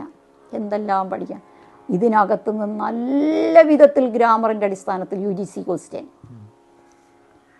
പിന്നെ പോയിട്ടെന്താണ്, പിന്നെ ന്യായശാസ്ത്രത്തെക്കുറിച്ച് ലോജിക്ക്, പിന്നെ വൈശേഷിക ദർശനം, കണാദം പാണിനീയം ച സർവശാസ്ത്ര ഉപകാരകം എന്നാണ് പറയുന്നത്. കണാദൻ്റെ അണുസിദ്ധാന്തവും പിന്നെ നമ്മുടെ പാണിനിയുടെ ഗ്രാമറുകളുണ്ടെങ്കിൽ ഏത് ശാസ്ത്രം വേണമെങ്കിലും പഠിക്കുക എന്നതാണ് പറയുന്നത്. കണാദം പാണിനീയം ച സർവശാസ്ത്ര ഉപകാരകം ഉണ്ടോ. അപ്പോൾ അങ്ങനെ കണാദൻ്റെ വൈശേഷിക ദർശനം, അതുപോലെ തന്നെയാണ് യോഗസൂത്രം, പതഞ്ജലി മഹർഷിയുടെ യോഗസൂത്രം, കപിലമുനിയുടെ സാങ്ഖ്യശാസ്ത്രം, സംഖ്യയെ അടിസ്ഥാനപ്പെടുത്തി അവർ 25 തത്വങ്ങളെ അംഗീകരിക്കുന്നത്. ആ 25 തത്വങ്ങൾ എന്താണെന്ന് അതിനകത്ത് പറയുന്നുണ്ട്. അങ്ങനെ 25 തത്വങ്ങളെ അടിസ്ഥാനപ്പെടുത്തിയിട്ടുള്ള സംഖ്യാ സംബന്ധമായിട്ടുള്ള, അങ്ങനെ സാഖ്യം, യോഗം, ന്യായം, വൈശേഷ്യം, പിന്നെ പൂർവ്വമീമാംസ. അതിനകത്ത് ഈ കർമ്മങ്ങളെക്കുറിച്ചാണ് പറയുന്നത്. പുത്രകാമോയെ ചെയ്ത, സ്വർഗ്ഗകാമോയെ ചെയ്ത, നിങ്ങൾ കർമ്മം ചെയ്യൂ, അതിൻ്റെ ഫലം. അതും നമ്മുടെ ഒരു ആചാര്യനാണ്. നമ്മൾ ഒരു ആചാര്യന്മാരുടെ ദർശനത്തെ നമ്മൾ മാറ്റി വെക്കുന്നില്ല, അതിനകത്തുള്ള നല്ല വശങ്ങൾ നമ്മൾ സ്വീകരിക്കുന്നുണ്ട്. അപ്പോൾ അങ്ങനെ നമുക്കിവിടെ ആചാര്യന്മാർ അവർ എന്തുമാത്രം കഷ്ടപ്പെട്ട് ഇതെല്ലാം ജീവിതത്തെ അതിനുവേണ്ടി സമർപ്പിച്ചവരാണ്. അപ്പോൾ നമ്മൾ അതിനെയും ഒരു ആചാര്യന്മാരുടെയും തത്വങ്ങൾ നമ്മൾ തിരസ്കരിക്കുന്നില്ല. അങ്ങനെ ജൈമിനി മഹർഷിയുടെ പൂർവ്വമീമാംസ, പിന്നെ ബാദരായണാചാര്യൻ്റെ വേദാന്ത ശാസ്ത്രത്തെക്കുറിച്ച് എന്താ പറയുക എന്നുള്ളതാണ് അല്ലേ. വേദവ്യാസൻ്റെ എന്തൊക്കെയാണ് അദ്ദേഹം ചെയ്തിരിക്കുന്നത്? വേദവ്യാസ മഹർഷിയാണ് പിന്നെ ബാദരായണ സൂത്രം, വേദാന്തത്തിലെ 555 ബ്രഹ്മസൂത്രം, വേദാന്തത്തിലെ ഏറ്റവും ഉത്കൃഷ്ടമായ ഗ്രന്ഥം. അതിനകത്തൊരു 555 സൂത്രം ഒരു 4 അധ്യായത്തിലായിട്ട് അതിനകത്ത് അദ്ദേഹം എഴുതി വെക്കപ്പെട്ട സൂത്രം. ഭാഷ്യം എഴുതിയതാരാണ്? ശങ്കരാചാര്യസ്വാമികൾ. അതിന് ഈ സൂത്രത്തിന് ഇത്രയും അദ്ദേഹം ഭാഷ്യം എഴുതി ഈ സൂത്രം. അപ്പോൾ ബാദരായണ, പിന്നെ വേദവ്യാസ മഹർഷിയുടെ വേറെയും പിന്നെ വർക്കുകളെന്ന് പറയുന്നത് നമുക്കറിഞ്ഞൂടെ. പിന്നെ ഭഗവത്ഗീതയ്ക്ക് ഭാഷ്യം എഴുതി, 18 പുരാണങ്ങളുടെ കർത്താവാണ്, 18 ഉപപുരാണങ്ങളുടെ കർത്താവാണ്, പിന്നെ മഹാഭാരതത്തിൻ്റെ കർത്താവാണ്. അങ്ങനെ എത്ര പറഞ്ഞാലും തീരാത്ത വിധത്തിലാണ് വേദവ്യാസ മഹർഷിയുടെ രചനകളെന്ന് പറയുന്നത്.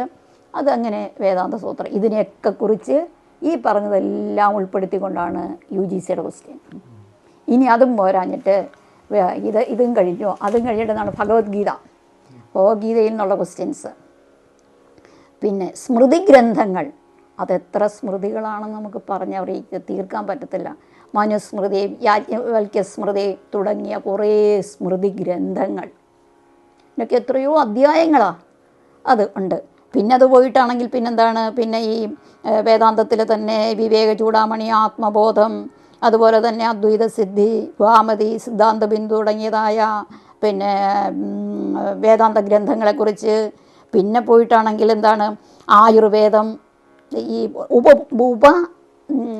പിന്നെ അംഗങ്ങൾ, വേദാംഗങ്ങൾ പിന്നെ ഉപാംഗങ്ങളായിട്ട് പറയുന്നുണ്ട്. പിന്നെ അതിനകത്ത് എന്തൊക്കെ വരുന്നുണ്ടെന്നറിയാമോ? പിന്നെ ഉപവേദങ്ങളായിട്ട്, ഉപാംഗങ്ങളുമുണ്ട്, ഉപവേദങ്ങളായിട്ട് വരുമ്പോൾ എന്താണ്, ആയുർവേദമുണ്ട്, ധനുർവേദമുണ്ട്, വാസ്തുശാസ്ത്രമുണ്ട്, ഇത് പിന്നെ വാസ്തുവിദ്യ, അതുപോലെ സംഗീതത്തെക്കുറിച്ച്. എന്താ ഉൾപ്പെടുത്താത്തത്?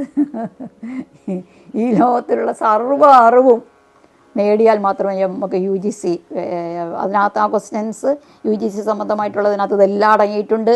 പിന്നെ പോയിട്ടാണെങ്കിൽ പിന്നെ മഹാകാവ്യങ്ങളെക്കുറിച്ച്, ശാസ്ത്രകാവ്യങ്ങളെക്കുറിച്ച്, ചരിത്രകാവ്യങ്ങളെക്കുറിച്ച്, കഥാസാഹിത്യങ്ങളുണ്ട്.